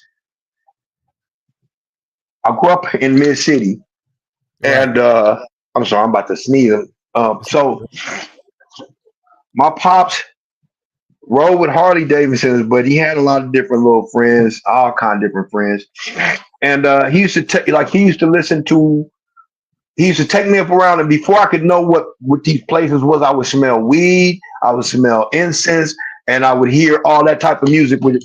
Boom, boom, almost day, all that, like the drums, all the mix of cultures. That's what I would be taking around, and the parks, the local parks that was all on that side, Hoover Park. I went to some little summer school that was on Vermont and Adams. Like, so just the way my pops used to take me around places, that energy and flavor and the vibe, and that's how I got out with my friends. So in elementary school, if I had pull up a picture, you could see the diversity of partners that hung with me. And as we grew through elementary school, those that was us that was in the collecting car, Hot Wheels and shit toys, or those that us that was riding on the ground, riding in the bathroom on the wall, right, riding on the benches, and then that developed into by junior high. And if we was either, before when they were starting to come with Boy Scouts and Cub Scouts and all that, we was like trying to be like in little cool cliques and things. I remember before it was a blood or a Crip thing, we was looking at we niggas used to be talking about flashlight, red light, green light, and stupid shit like that, throwing rocks at each other, having no clue. But at then another point, then people really started like based on who their family members were, their areas where they kind of started separating. So by junior high, and I started seeing them Teen Angel magazines, then we kind of seen other developments as things go. But the things that kept us together was our music and our art. I'm kicking it with a homie named Jerry, and he out of one area, and I'm kicking with another homie named Jose. He out of another area, but we all together like thick as thieves, and we just drawing low riders and girls' names and all this cool shit. And then that developed into something else. And and then everybody started writing shit on their tennis shoes, whether it was they Chuck Taylors or they baseball hats flipped up like this, and you would just put your letters across on that, right? And then we started getting sweatshirts and sweatshirts and getting like letters and whatever characters. I'm talking about this is all pre-gang banging because we was maybe trying to like be cool and signify. Just like they had the little Playboy sign before, you could do it before you realize you could get jumped for that. But we was like like by seventh grade, we had a click. Shout out to my boy DJ Cool. We had a thing called Seven Dwarfs. We was out in the valley at Sutter Tap. So we had the Seven Dwarfs, and then we would write our nicknames so we would flip. If I'm grumpy, so I'm mad. And I would write mad all in the bathrooms, right? So they wouldn't know who it was, but it was 7Ds with Seven Dwarfs. Everybody else wanted to be Smurfs. You know what I mean? Smurf at this and dot, and this Smurf, that Smurf, but we just Seven Dwarfs. And it was cliquish, but it wasn't gangbanging-ish. You feel me? So everybody had that, and we was tagging that, and that's about the time when the graffiti boom kind of really hit, because once we seen how New York was hitting the trains and having more stuff like that, we would see it through music videos where you would see, oh, they're going to the club. Here go Fat Five Freddy and he and what's his Flash and not Madonna, but Blondie or whoever that the chick was. They talking about whatever Club 52 area, whatever the fuck they was doing, but you see that big bomb piece in the back. That was a bomb, had the expression bomb. That could have had to do with, the fact that the world was always on the edge because of America being in war with somebody. Could have had something to do with the fear of Vietnam, right? Whatever it was an expression. But then also a bomb is a bomb piece. So we just start getting influenced by that. And next thing you know, we kind of ran with it. Those that really still wanted to express themselves went with it big. You feel me? And then you graduated, and then you looked up and you started being a part of other circles that was doing it. So that's how that kind of grew for me. You have any questions? I can go into it more. I did have a question, just a little bit off topic, but Yeah. I heard you mention Taft, right? Taft High School in the Valley. Yeah. What was it about? This is what I always wonder. excuse me. What was excuse me? What was it about Taft, and how did that connection come about from Taft all the way over here to L.A., South Central L.A.? They were busting people out. Like, how did that even? Because I heard even Ice Cube went to Taft, right? How did that Taft connection come about? Yeah. Seems like LA invaded Taft in that area. I'm sure it left a lot of out there too. What was that connection, and what connection, even besides school, did people spread? I'm sure people started moving around in the valley, and that's a whole different experience. Oh man, I love it. About You know what? It's crazy because so from elementary school, it was like it's a program, it's a project. Now I can't. I mean, if I pull the data, I can give you more of a comprehensive breakdown of what they were doing. But basically, whether it was the schools trying to integrate all of us and mix us up and get us familiar, or rather it was something more plotted to where they had something else in mind. I could just say for the well of it, getting you familiar with a whole nother area or getting you a potential chance to learn something that you might not have learned over here. You might get a little more access to a curriculum, or it might expand your mind being able to go to the valley. So I think up to third, fourth grade, it was a no-go, but by fifth grade, I got bused. In elementary, I went to Arlington Heights. I would have went from Arlington Heights to Mount Vernon Junior High. That would have been a whole lot different. A lot of what I experienced, let's just say it's a lot of me's on maybe 3 or 4 different neighborhoods side over there that went through maybe some harsher shit or got into some more seriouser shit because they didn't have that exposure, right?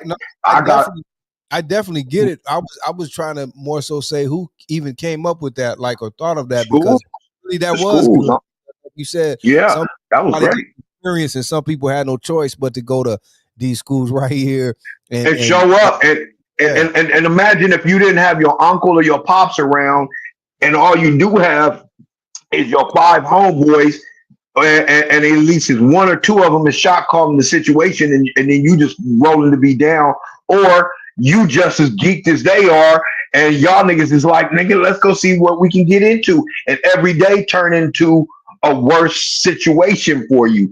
Like, that can happen real fast. It was even happening in the valley. But at school, elementary, we had the AMT, they called it the AMT line, Arlington Heights, Melvin Elementary, and Tarzana.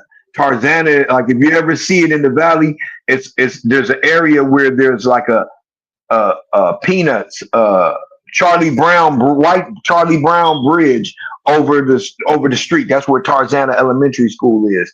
And what they did is they split our alphabets from A to Z, like 3 different sections. And if you was this, you was gonna go here. If you was this, you was gonna go there. If you was this, you gonna go there.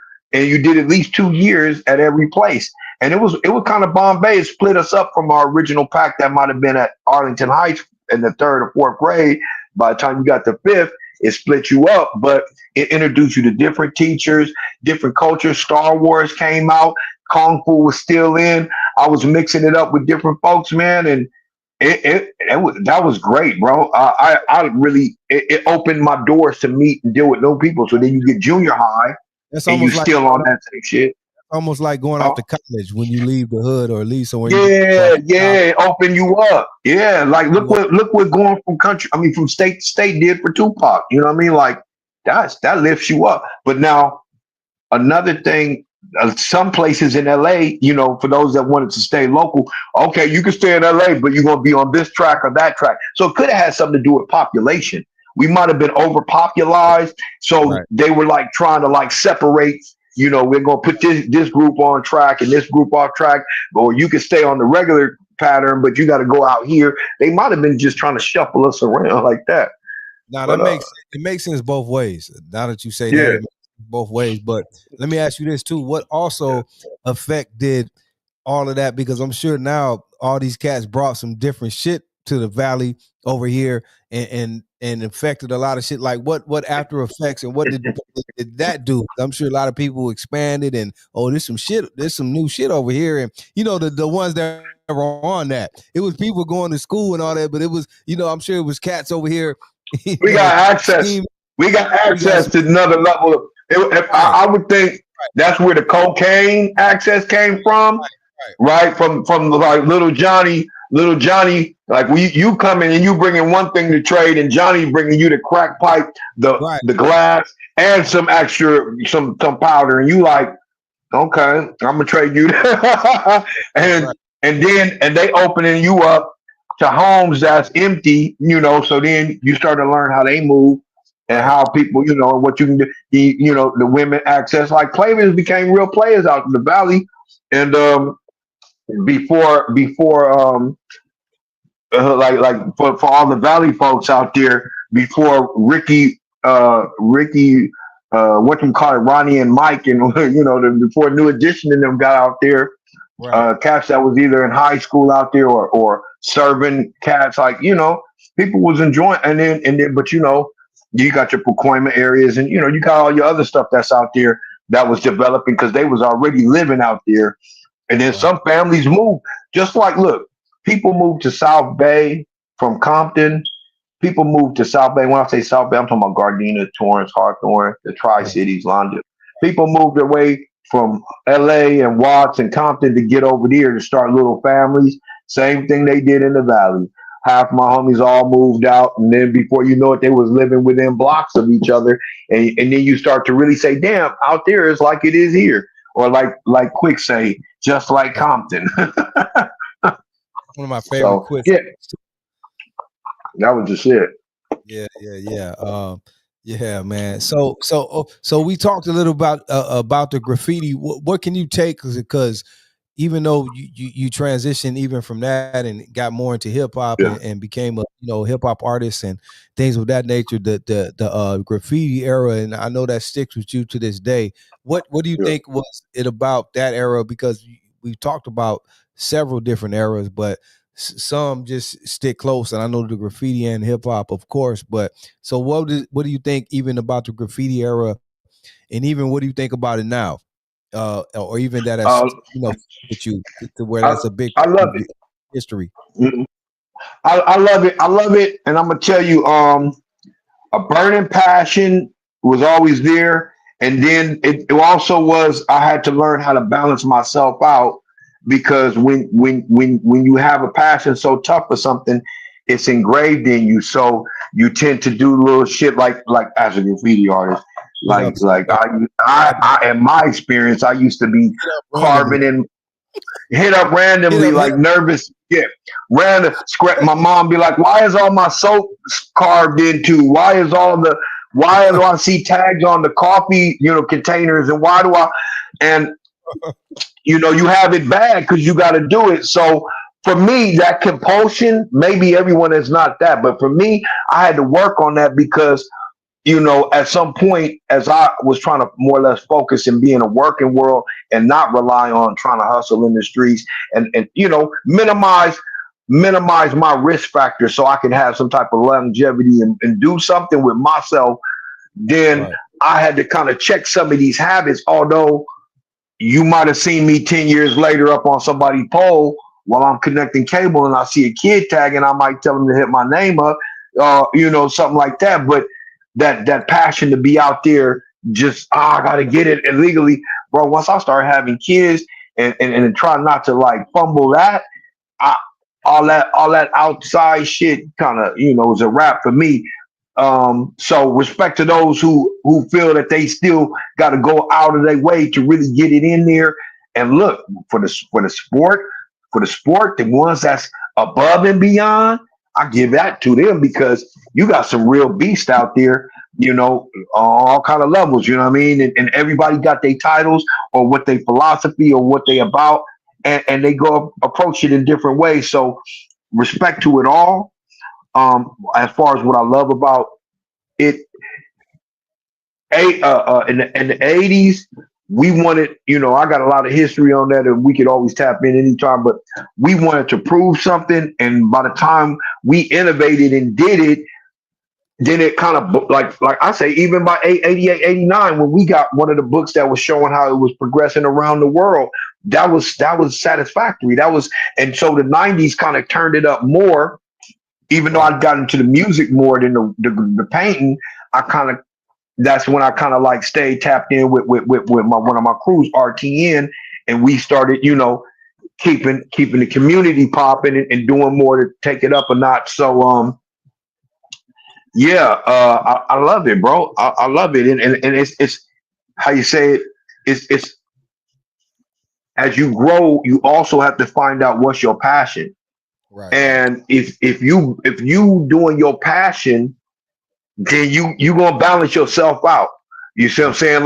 Like at one point, like it could be drinking, it could be gambling, it could be drugs, it could be women. You feel me? It could be like just throwing a gang of money in your car, but doing it so to the point where it's yeah, that's the business. Keep doing it, but do it where it makes sense. If you just doing it and you throwing your money away and got nothing to show for it, you will. Because we all struggle with all that same shit today. In some way, Yeah. like trying to figure it out. Not as crazy, like Yeah. you said, you try to balance everything, but all those things we still have issues with us to some Yeah. degree. You know what I'm saying? Right, but if you don't lose your passion, I think nobody should lose their passion. In some kind of way, you still, even if you used to put together lowriders, but now all you got is a wall full of little small ones. So you feel me? But you Right, still take your kids out and you got a classic in the garage or something cool, right. whatever it is, bro. And then I mean, I got philosophy on grown man shit all day, bro. I'm a grown man. I done got to this point, so I can go, but I don't want to just, be all over the place with that shit. I get it. I get it. That's I that got that jewels, though. that's a dope perspective. Well, this is what I would ask you. Now, what do you think? One more thing on the graffiti, and we'll move on. But what do you think Yeah. too? Like how people say about be it hip hop or gang culture. What do you think about the culture of today of writers and graffiti artists opposed to when you were doing this? Again, everything changes, different generations. But how do you Yeah. feel they are carrying on the torch, and is the respect like? How do you feel overall about graffiti artists now, as far as carrying on the culture? I'm happy we got past that segment that was very destructive in the sense with the tag banging. That I know maybe it wasn't even necessary to say it because that's over years ago. Right, And although I could also say there are levels of things that still exist with that because what I mean there's always a level of something like that. But how I feel, they got a couple of trends that's going on where these cats is doing, they're going against the grain because let's say things got real technical, just like with the rhyming and the freestyling and whatever. Lyrics got so technical. Now, when you listen to some of the new material, is the blah, blah, blah, blah, you know what I mean? It's right, something else. So right, it's so the same played out with graffiti. It got so technical that some people like are anti-style. Some people are like goofy. Some of it's a like a throwback to the old early era stuff, and then some stuff is just like doesn't doesn't deserve to be referred to as graffiti in that right, sense. Just like with this, okay.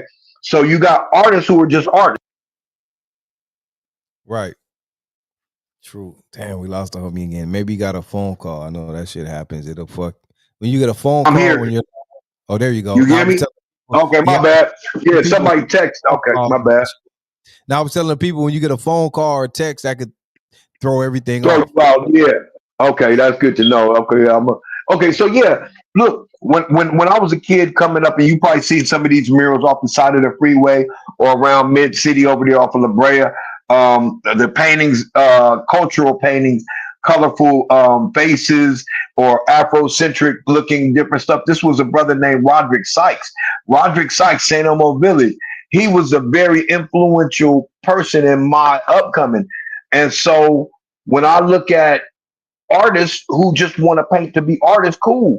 But then they start trying to qualify as street artists.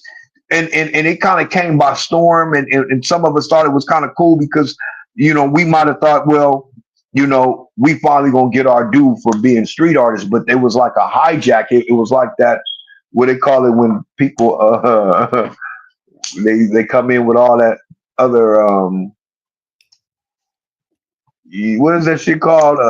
Gentrification. That would seem like we got swept in with a gang of people that ain't even from California or Los Angeles, and they Right. come in and they get the walls, and then they get this prestigious artsy thing of being street artists, and they just take up all the shit and go get, what I mean? And look, man, art is an expression, so it ain't really about the money. But if you've been doing it, or if you develop your skill to where you want to get your worth for it, then so be that. You feel me? Right. So I don't know. I I, give it up on all kind of I levels to asked you that everybody for whatever they get it. I asked you that because I think it's pretty much safe to say it goes all the way across the board. Like I spoke about, I would just want to ask you about from the graffiti level, but I think it goes Yeah, all across the board when we talk about all aspects of the culture, whether it be the music, the gang shit, the graffiti, the dance, like whatever. It goes across the board. There's a lot of shit has just changed, and we try to give it a light in one instance to say you have to respect the different generations because everyone's going to do it different. They probably say yeah, that about when we were coming up with hip hop and or whatever we were doing. Uh, what I mean? That what are these dudes doing? So it's somewhat like I've just come to realize that we have to somewhat accept that, even though all of it you don't respect, we can accept the fact it's changed, it's different, but a lot of stuff is just like sometimes the game, the knowledge, the clutch out, or whatever you say, how they say is not being passed down correctly is to where they do it all the way right. But again, we can't control what the youngsters do. They have their own time, just like everyone else did. We did. It's gonna keep changing. You know what I mean? But yeah. when you love this shit like you do from whatever aspect of it, you love it and you hold it dear to you. So it's like it's hard to see sometimes when it's not being treated right or handled correctly, right? Yeah, you know what? Yeah, it is. It can be, but then I'm at the same time. You said something that made sense to me too. They got to hold it from where they got it.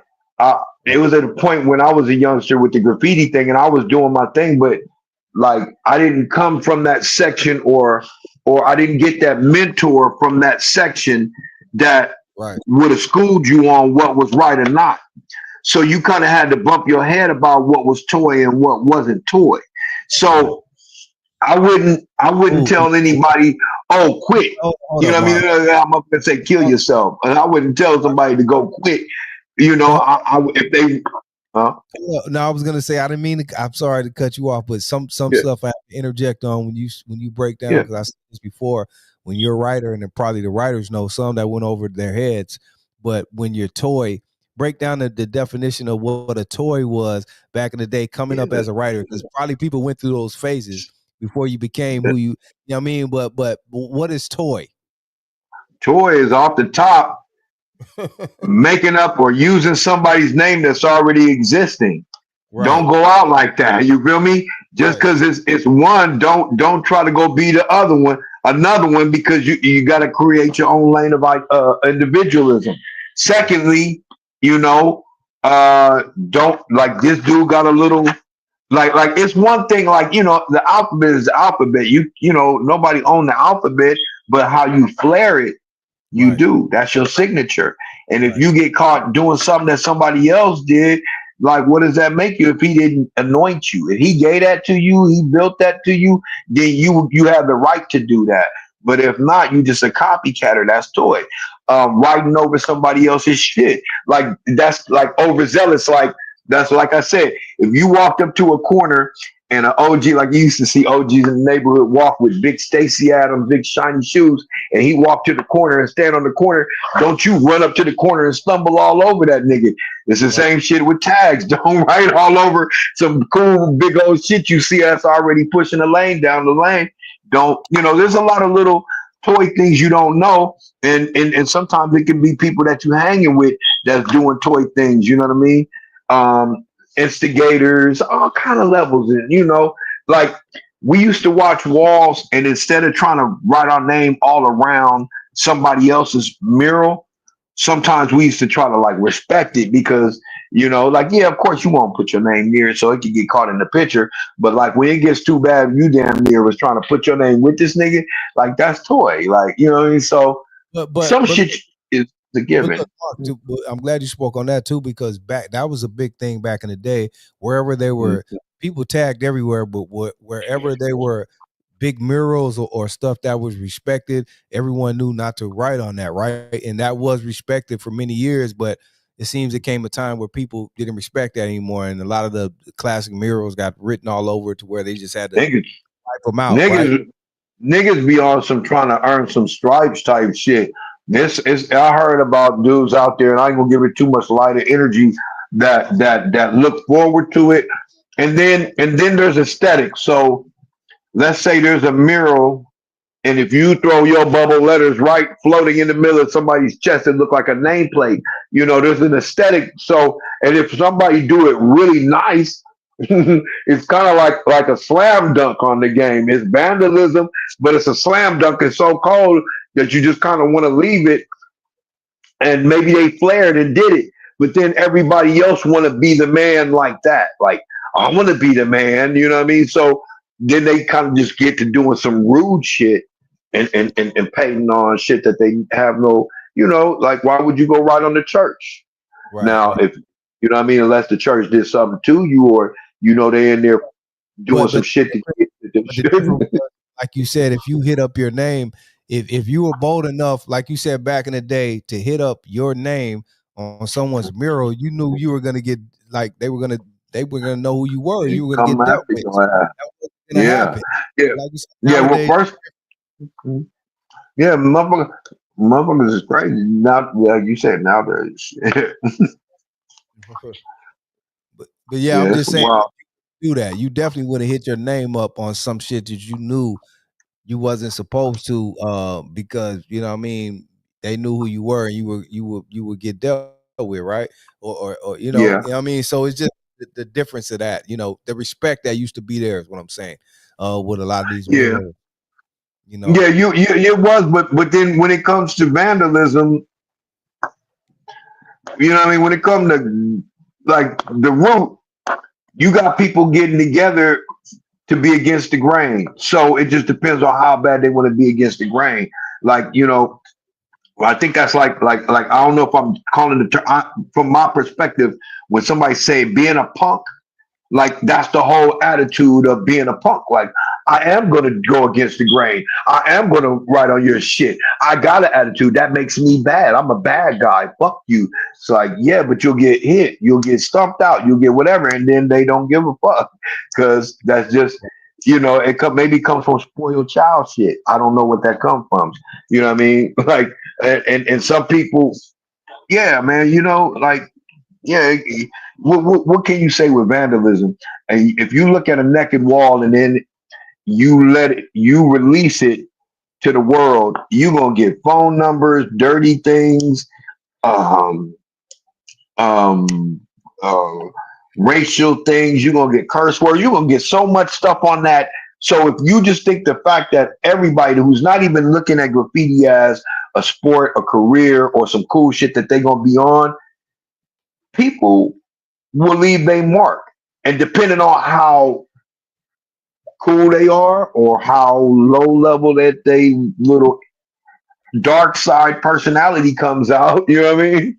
It could be a chick that crochets and bowls and drinks tea. When she writes the wall, she just says the most funniest or fucked up shit.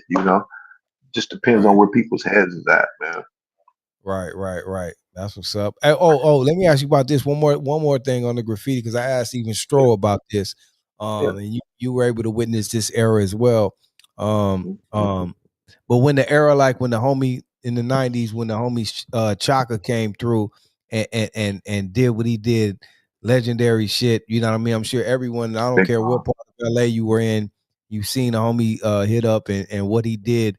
What do you think about that era and what he did, and even how you went out? Yeah, Went down yeah. still hitting up. You know, from what I hear. Shouts out, yeah, So shouts out to Chaka, bro. Chaka. I still see him around the game every now and then, here or there, and he stayed relevant in a variety of ways. So, but what he impacted on the game, that was dope. I mean, you know what? That goes. You know how they always have, right? huh? Some people looked at him. It was I remember when he came out. I mean, I was young at that time. It was legendary, but I'm sure you had people who looked at him who were before him as somewhat, I don't know, disrespect, because he just came. It wasn't like he was piecing or doing anything. He came up and He was bombing. He was bombing everywhere. Yeah, his bomb was very clean, simple. You know, but it was consistent, and he was solo, but he would come from an area and a team of dudes that was really about like solidly going, and he was one of the trailblazers, you know, in his own way. We had a homie out of my area named Jimmer, and then there's cats Euler. It's a lot of cats. Like to this day, they have a prestige, like how certain ball players, you know, like you got your whatever leagues. These cats, they did they shit, and then the way his stick to it, and it's like his nature. Like I'm picturing, you know, I can give a lot of description to it, but you know, like I'm looking at it as a time, you know, that particular thing happened, and I'm looking at LA 86 to 89, and I'm looking at NWA, I'm looking at the Raiders shit, I'm looking at the way LA was turning up, crack. The battle ram was from 82, 83, 84. Like I'm looking at all this energy. I'm looking at like even like I watched one of your things where you did a movie review on the movie Colors. Throw that in there because Chaka come from that side of town where they was where the Belmont was, where the Belmont pit was, and that whole general anywhere from like Vermont, north, just West Hollywood, just like by LA, you know, like all along the 101 10 freeway on back to by Dodger Stadium, Frogtown area, and then back up through Boylston and East Los Angeles in that area. What you call it? What is that? Something Heights, Boyle Heights, like all that, like not to take from anything else, the Maywoods and everything else. But I'm just saying, Aliso over there too. Aliso Village, you feel me? Like, and then that's not to knock down Glendale, like the dudes that was butts hitting, riding buses like Triax and all these motherfuckers, like that was going to the back, like risking all these cats that was doing this shit. So RTD days. Those RTD days before the MTA shit, the RTDKs, the RTD killers, like, yeah, shout out to them, shout out to my boy Tess.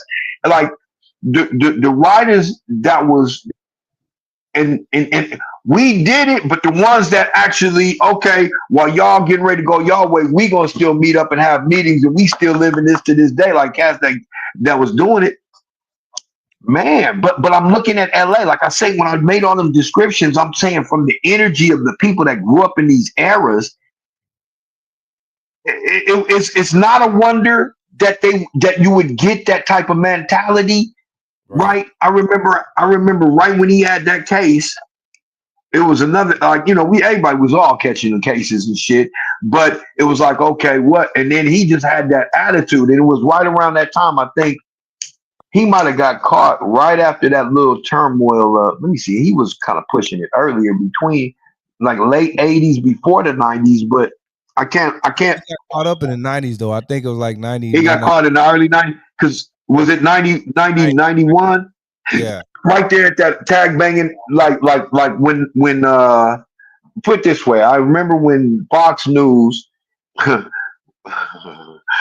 Shout out, rest in peace to my man Choice.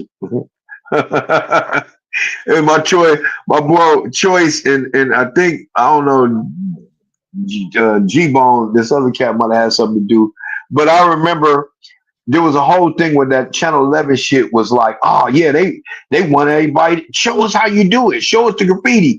And I was kind of like we was trying to, I guess that's when a lot of everybody kind of split directions. Cause it was, look, bro, what you did and get up and go out in the freeway, that's the private shit. But you know, like the opportunities, oh yeah, we want some murals, we want this, we want that. Either pay us or donate, give us a skate park, da da da. Right. When people like that start coming to you and asking you to do stuff, for us, that was the era of, oh man, don't give up the secrets. You feel me? But just like modern day today, where motherfuckers is doing so much and going online and saying on and just doing all this wild shit. Um, the same thing was for the homies that was like, oh, let me show the cameras how we go do this. And next thing you know, 2 weeks, like a week later, they got a whole week-long thing on the news talking about tag banger. Look at and look at these tigers running these, and then it really wasn't about being a graffiti artist or being a person who did graph. It was more so about being called a tagger, and everybody and their mama thought they knew what you do. Oh, you're a tagger. You'll be with the taggers. Fuck you. But it was all based on that news thing. So Right.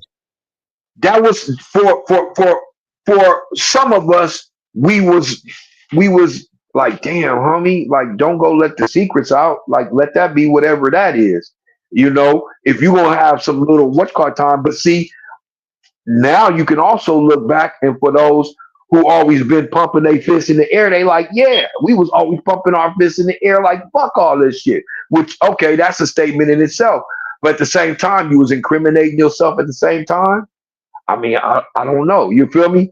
Right. And did you want to? Did you like? But they got a lot of footage, and these people, okay. Oh yeah, that's such and such from back in the '80s, and he was doing it, but he was dealing with. And could you really trust them people? I I mean, think it's not cool now when you can look back and okay see the history, but what you're saying, like at that time, that wasn't cool because it's putting everything out, and that's what transitioned to even what we have now, where it's all explode. about yeah, explosive and doing too much Cool. and putting yourself in a situation. You know what I mean? Mm, yeah, Incriminating yeah. In yourself. retrospect, yeah, incriminate yourself, bro. I Yeah. mean, look at what they doing now with the social media, with the phones. Like we don't even know what effect that's going to have later. Just like we didn't know how ecstasy was going to affect us later. Right. You Right. know, or fentanyl is knocking niggas off their toes. Exactly. Yeah, that's Man, that fentanyl shit, man. We losing so many people, man, with that. You know what I mean? And that's what's scary because, like you said, I wouldn't want to fuck with nothing these days because you don't know what's. You know what I mean? Like yeah, that's that's crazy. crazy, bro. That's like putting pop rocks in everything. Yeah, That's crazy. yeah, that's Yeah, man. I'm gonna do a little quick sprinkle, and then if you want to touch on any topic, we can. So the graffiti thing, yeah, from kindergarten up, and I just got sharper with how I was doing it, and I got into circles that was doing it as we considered our hobby in a professional way, right?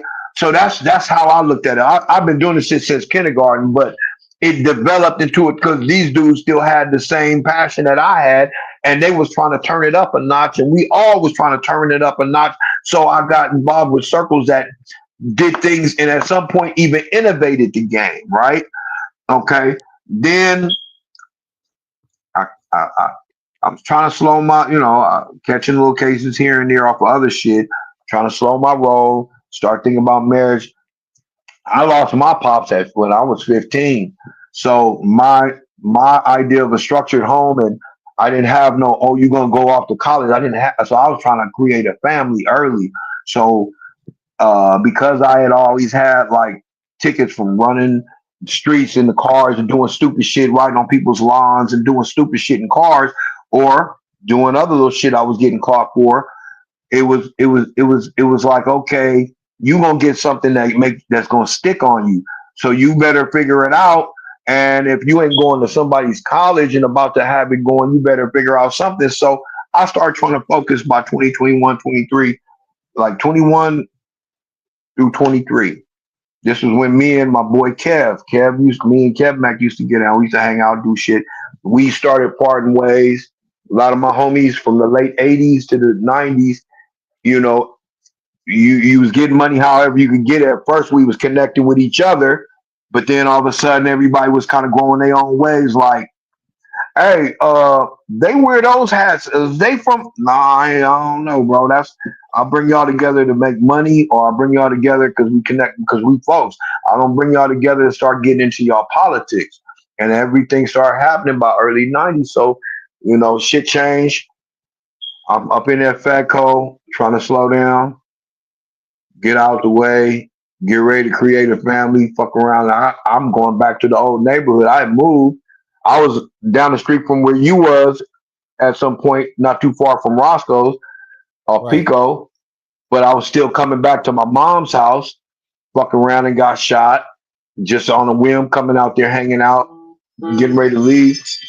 And that was another thing. Okay, well, you can get pulled into this shit that had nothing to do with you, or you could just kind of figure it out. So, then next thing you know, I got married. I just really, now, once I got married, that to me gave me foundation. And I got up out of the area, because for me, the trap was the trap. Like, as much as I loved my area, everything I did was getting me closer and closer to go to jail, even if I was trying not to. But once I got with this young lady and I said, okay, well, we gonna focus. We moved out, got to the South Bay. I had to stop all this little habit of mine because I wanted to light up the area graffiti wise. I had to pump brakes because I think I was gonna stand out. I started focusing. That's when we started kicking it, hanging out. I found out about the good life. That was like that was like that was almost like how you have a whatever anonymous smokers anonymous drink. Like the good life was like, okay, you rap, you really like to rap, well, come in here and you can structure your skills. That's what I loved about the good life. It was rumored that New York had Lyricist Lounge, and just the name made it sound like, oh, you can go sharpen your bars. Well, in LA, we rap, and some niggas had the knack, had freestyle off their head. Some people had all kinds of different shit. I was always a writer. I wrote my shit. But I later found out, oh, that's what freestyling is, off the head, da da da. That's improvisation. And you exercise it, you get better.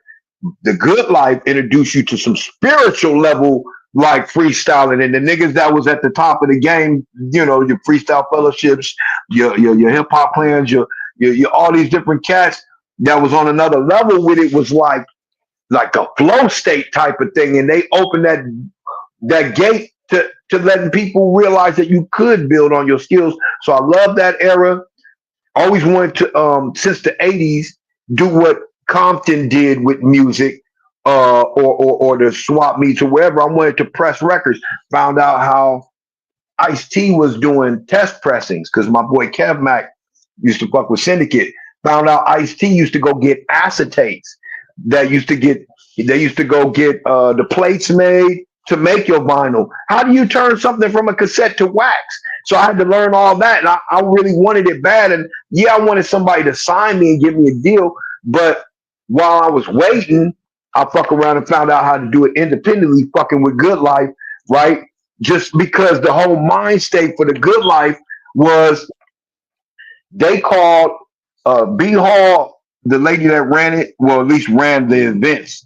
But the Good Life was the actual people that had the spot. But B Hall and Arcane Blaze, I think was her son's name, and they had the chart, and they called it radio. And you think of radio like Blog Talk or anything that's on a radio. They said whatever you put out, your communication and you music, wherever, that's radio. With that concept alone, it freed the mind.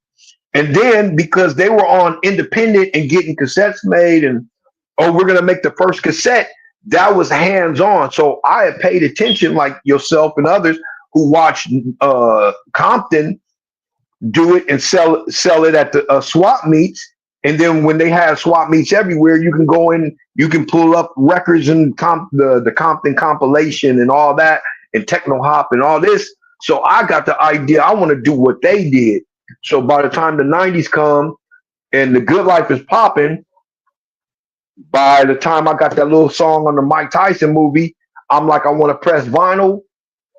It was too much to do it by myself, so I started doing mini compilations with cats from the IE, okay? San Bernardino, all around San Bernardino, all out in that particular area, and then eventually San Diego, etc. So we started doing collabs, right? We got collab like 1 through like 5, maybe 6 or 7, because after I think the 5th one, the homies kept going without me. Then I came with Southwest collab. So I pressed vinyl. I did that for a cool minute. It gave a vehicle, just like you got these shows. It gave us a vehicle to not just make your music, but now you can get it on something, and it could be a promo piece. If there's 4 of us, that's 4 different ways that music is getting ready to go to different audiences, different DJs, etc. And that's how we gonna get in the game. And we started doing that for a cool minute. Then let me see, late 90s, divorce. Then I had to transition coming to the 2000s, right? Then fuck around and ran it back into a studio start. That's when I came with these Southwest collabs. Then by early 2000s, caught up with my boy Kev Mac again. Kev coming up out of in and out in different little periods of time. But now he got this plan. He wanted to put out a magazine. Yeah. And me and my boy, like they used to do Graf with us too. But we had long since left the graffiti shit on that. I stayed fucking with it, but we would talk about it. They had a love for it, but they went to the streets and they was getting money on a whole nother level. So we would get together on some hustling shit. But like I told you, I kind of pulled away from that when all that shit would get weird with the niggas I was connecting together, all had different politics going on, right? Right. So we come back together later and we on our grown shit and we want to do this. So I'm like, okay, well, I can bring these hip hop elements from the good life, anything, I'm pressed up records. Let me cover the hip hop and the graffiti. And then my nigga Smiley L, he was with the Lowriders. He had put the Lowriders together, sold them in Japan, all that shit. Also with a lot of niggas, he was like always connected to the plug or something out here. So he had that going. And then that's where I shot my first video on his block. And then Kev, gone back and forth. He whatever connects he was making, but he was really Kev is an amazing brother because he's a documenter. He documented a lot of shit as far as like learning stuff, right? With Rhyme Syndicate, and then eventually with what he did with this whole thing. He was in jail. I can just show you his mind was somewhere else for him to be that advanced, and he was networking with cats. You know what I mean? And writing and having these corresponding. But he had big brothers too. But Kev's mission was his own. So when Kev came back around and was like, I want to do this all hood publication, it was like, yeah. And it was like, yeah, and I'm going to interview the woo, woo, woo, woo. And knowing that Smiley could connect him with different people across the town, it just all came together. I plugged in with the hip hop. Right around that time, then you get Don Diva. They coming out of, I think, Chicago, New York, somewhere back east. Al, magazine. The Fed, Street TV. I mean, they gave with Street Magazine. Like that was popping, right? We we was in the game with ours. Bam, all the publications. That was the first issue, right? So we got together. We put in together. I got an interview in here. I started doing review, writing, right? Because through the Good Life and Project Blow era, shout out to my boy Tumex. And Leonard Patnay, rest in peace, from that, we knew that did promotion. They started helping me get involved with like 2000 Wheels magazine, or doing music reviews on different things, or even doing illustrations like to my boy Jay Smooth. Shout out to Jay Smooth over at Project Blow in the newsletters. So I always found something else I can do. So when Kev brought this, I did some interviews. I did this, I did that. I hung around for about three magazines, and then I pushed on and start. Oh, uh, just like you do radio. So from coming from the hip hop radio, I started doing more West Coast vibe hip hop stuff, early 2000s, right? Fucking with my boy Rick Rude in the studio over there.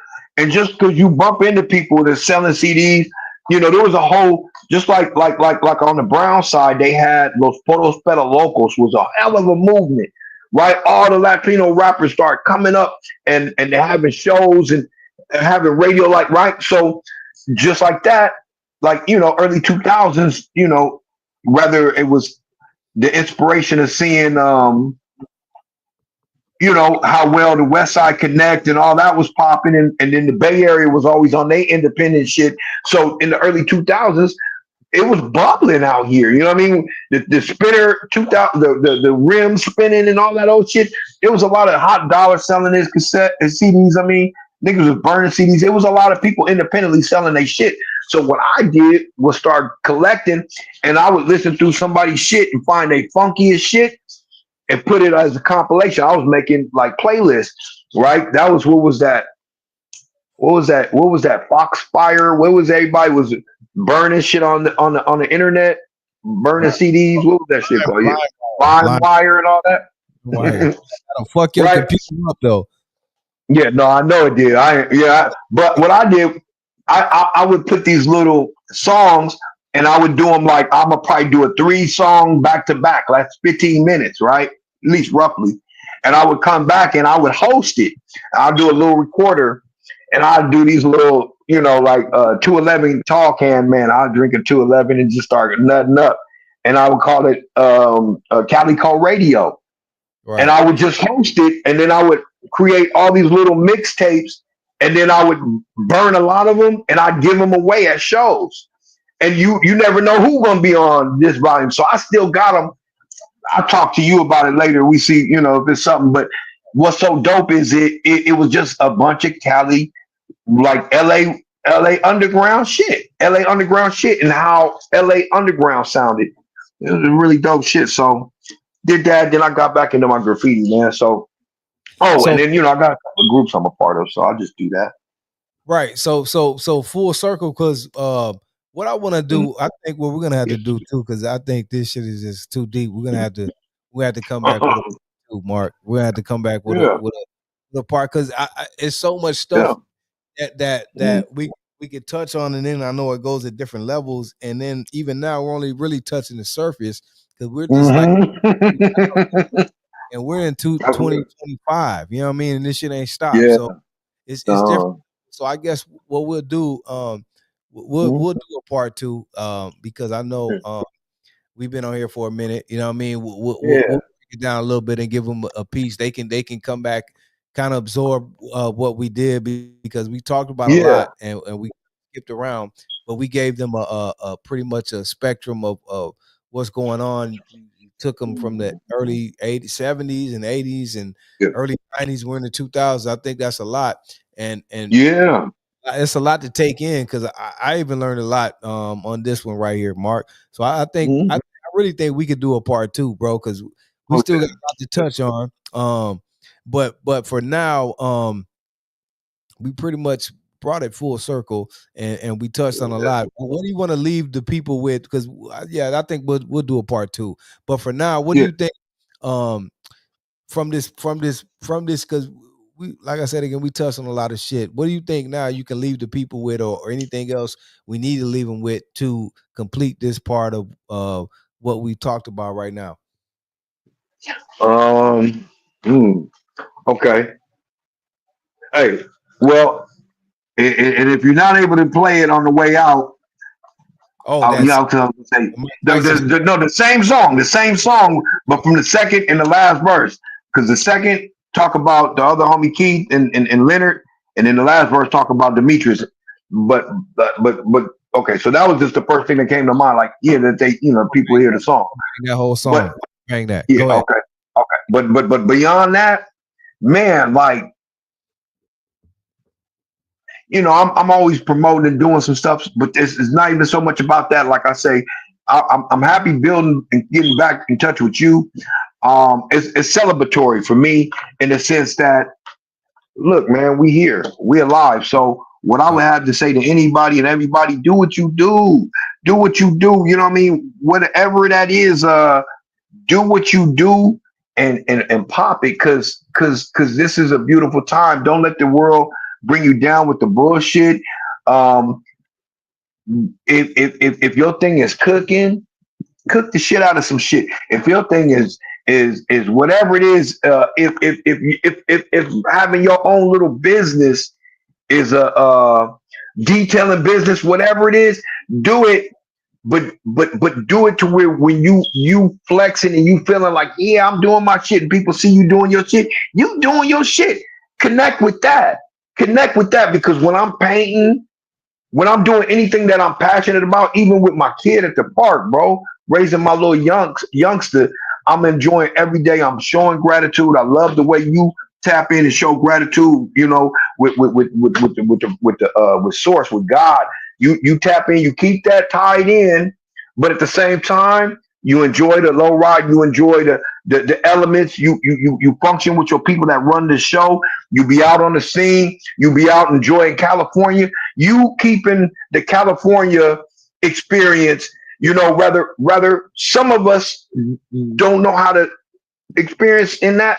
I relate to it, man. My little bro, we hang out. I see your format, your platform, everything is popping. So no matter what it is that you do, I just say do it, and don't waste no time bickering with, oh, I don't like this and I don't like, fuck all that. Just do you. You know what I mean? That's what I would have to say to people, because sometimes people be like, oh, well, this ain't that. Well, this ain't that.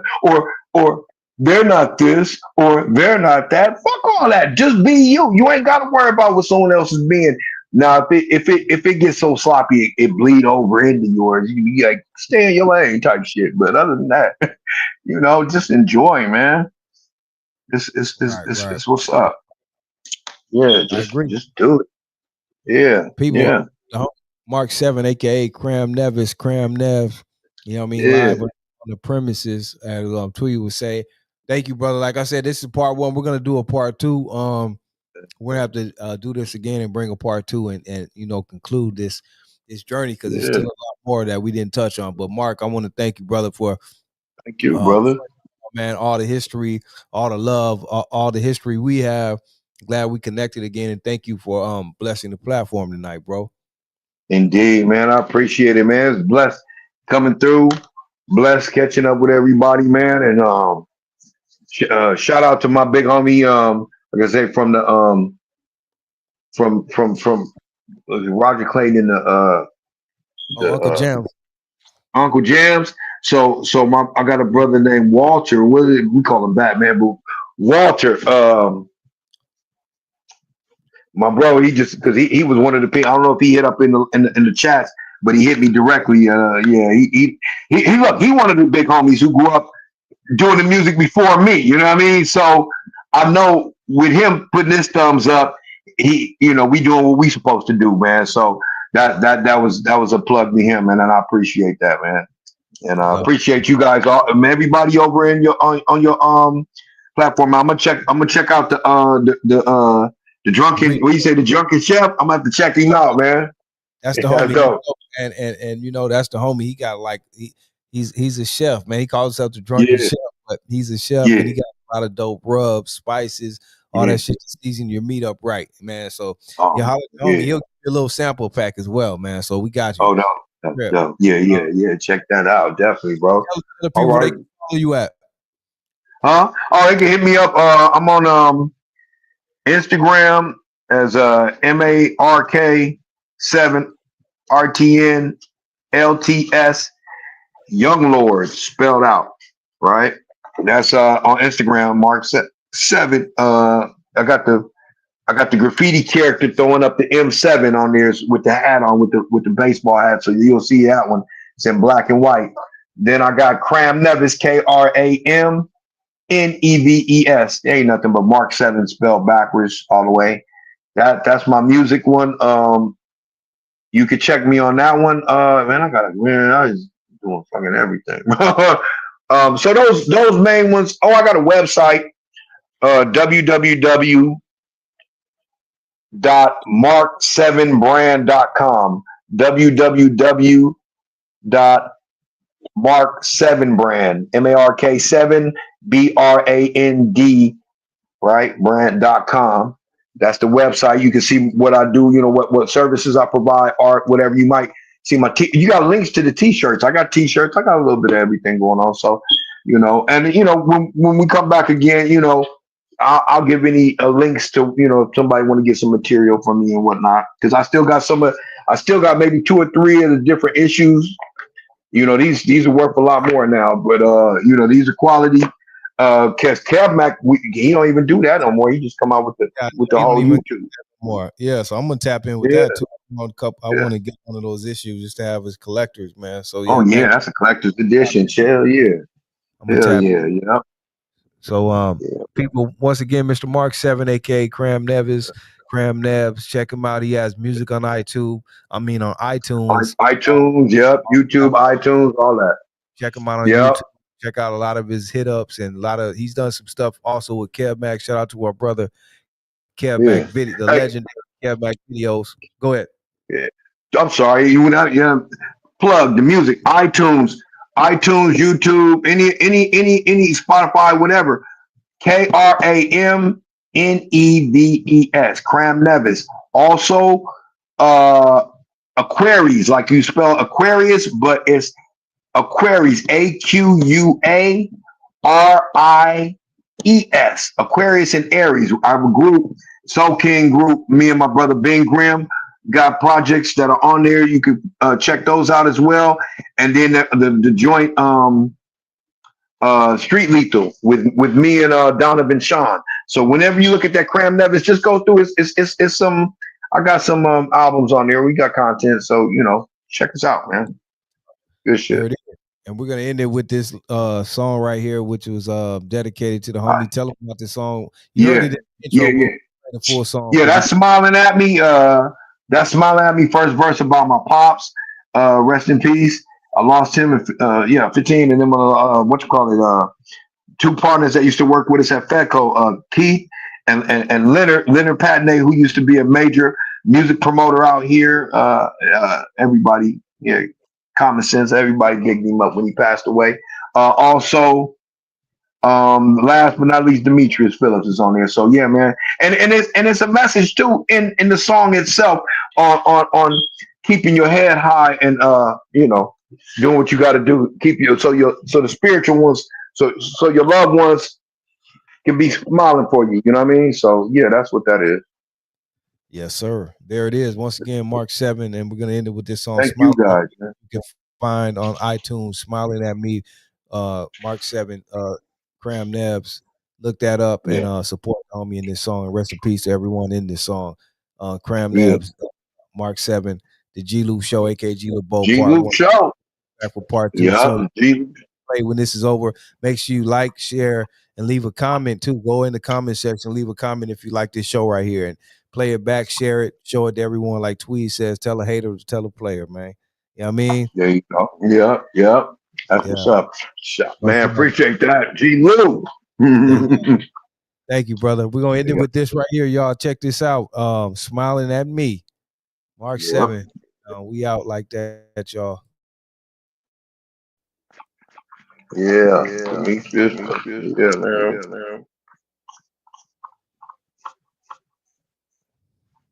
Undefeated.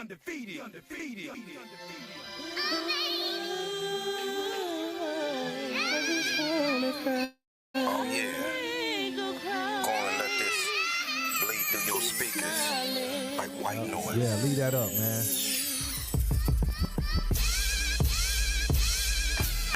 I know you're smiling at me, telling me to be happy.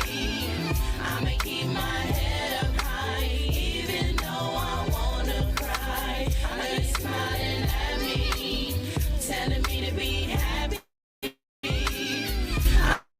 I'ma keep my head up high, even though I wanna cry. Some say the strong will survive when I'm alive. And if the for my father back then, I might have died, but how could could it be if he died cause he was strong?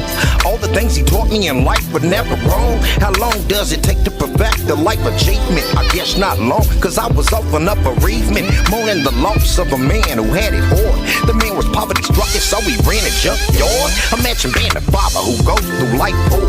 Imagine being a son of a father who wanted more. I'm sure he figured he let me down, but yet to me it's kinda funny. The things I learned from him were worth much more than all that money. And even though I grew pops, it's cause of you pops. I made it through the struggles and strife, I'm giving you props. So I'ma do like you said and spite the others. Keep banging on my brothers till they can trust one another. I know you smiling at me and telling me be happy. Them days I'm feeling crappy and let this world get at me. But you in heaven with truths while we on earth paying dues and catching hell with these real straight blues. I know you smiling at me and telling me be happy. Them days I'm feeling crappy and let this world get at me. But you in heaven with truths while we on earth paying dues and catching hell with these reds and these blues. I'm choked up with feelings of grief, my nigga Keith. To say the least, you being deceased gives me the creeps. Cause just the other day, in the same exact way, we was stuck on what to say about Energy Patton. I miss him, and oh yeah, Keith, I know you with him. Let him know that we won't forget him, like suede and denim or leather. Our bond was much deeper than making chatter. It doesn't make it better. I read it like farewell letters in a CD inside of the credits. And don't forget it, for that Gorilla Black is my nigga who came with it. Did it all have to end like this? Is God pissed? Is he giving wings to all of the good ones on top the list? I reminisce of Elko days and carpooling. No one could compare to the man who stayed coolin', fooling notes and took him for soft, the lead boss. I ride it till the wheels fell off. Keep walking. I know you smiling at me and telling me be happy. Them days I'm feeling crappy and let this world get at me. But you in heaven with truths when we on earth paying dues and catching hell with these real straight blues. I know you smiling at me and telling me be happy. Them days I'm feeling crappy and let this world get at me. But you in heaven with truths when we on earth paying dues and catching hell with these red, white, and blue. And then you looking phony? What's happening with your homie? You know me, smoking hella blunts and dodging phonies. They only wanna fuck with your boy when dollars on me. It show me how true to the game became lonely. Rest of life show is nice when you're true cronies. Stick around living not for while we pouring bogeys. We listen to music to let our soul leaves. Looking for your face in the clouds and gripping rosaries. And I swear when a nigga be down on both knees, he bout to pray like a nigga who pray and don't breathe. You don't believe me, this ain't your TV. When niggas die and come back to life in Port 3D. That's why I do what I do and know to be strong. They give my people upstairs something to smile on. It's only so many days, it's only so many ways before the crime in the page becomes the waste you right. I know you smiling at me and telling me be happy. Them days I'm feeling crappy and let this world get at me. But you in heaven with truths while we on earth paying dues and catching hell with these reds and these blues. I know you smiling at me and telling me be happy. Them days I'm feeling crappy and let this world get at me. But you in heaven with truths while we on earth paying dues and catching hell with these red, white, and blue. I know you're smiling at me, telling me to be happy. I know you're smiling at me, I'm gonna keep my head up high. I know you're smiling at me, telling me to be happy. I know you're smiling at me, I'm gonna keep my head up high. I know you're smiling at me, telling me to be happy. I know you're smiling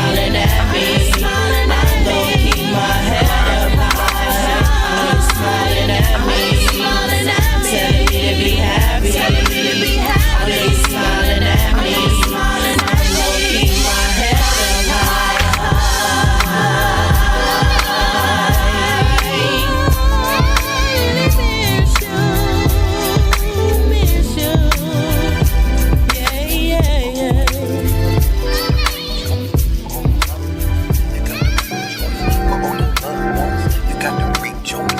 Yo, this is Tommy Black from the Project Load.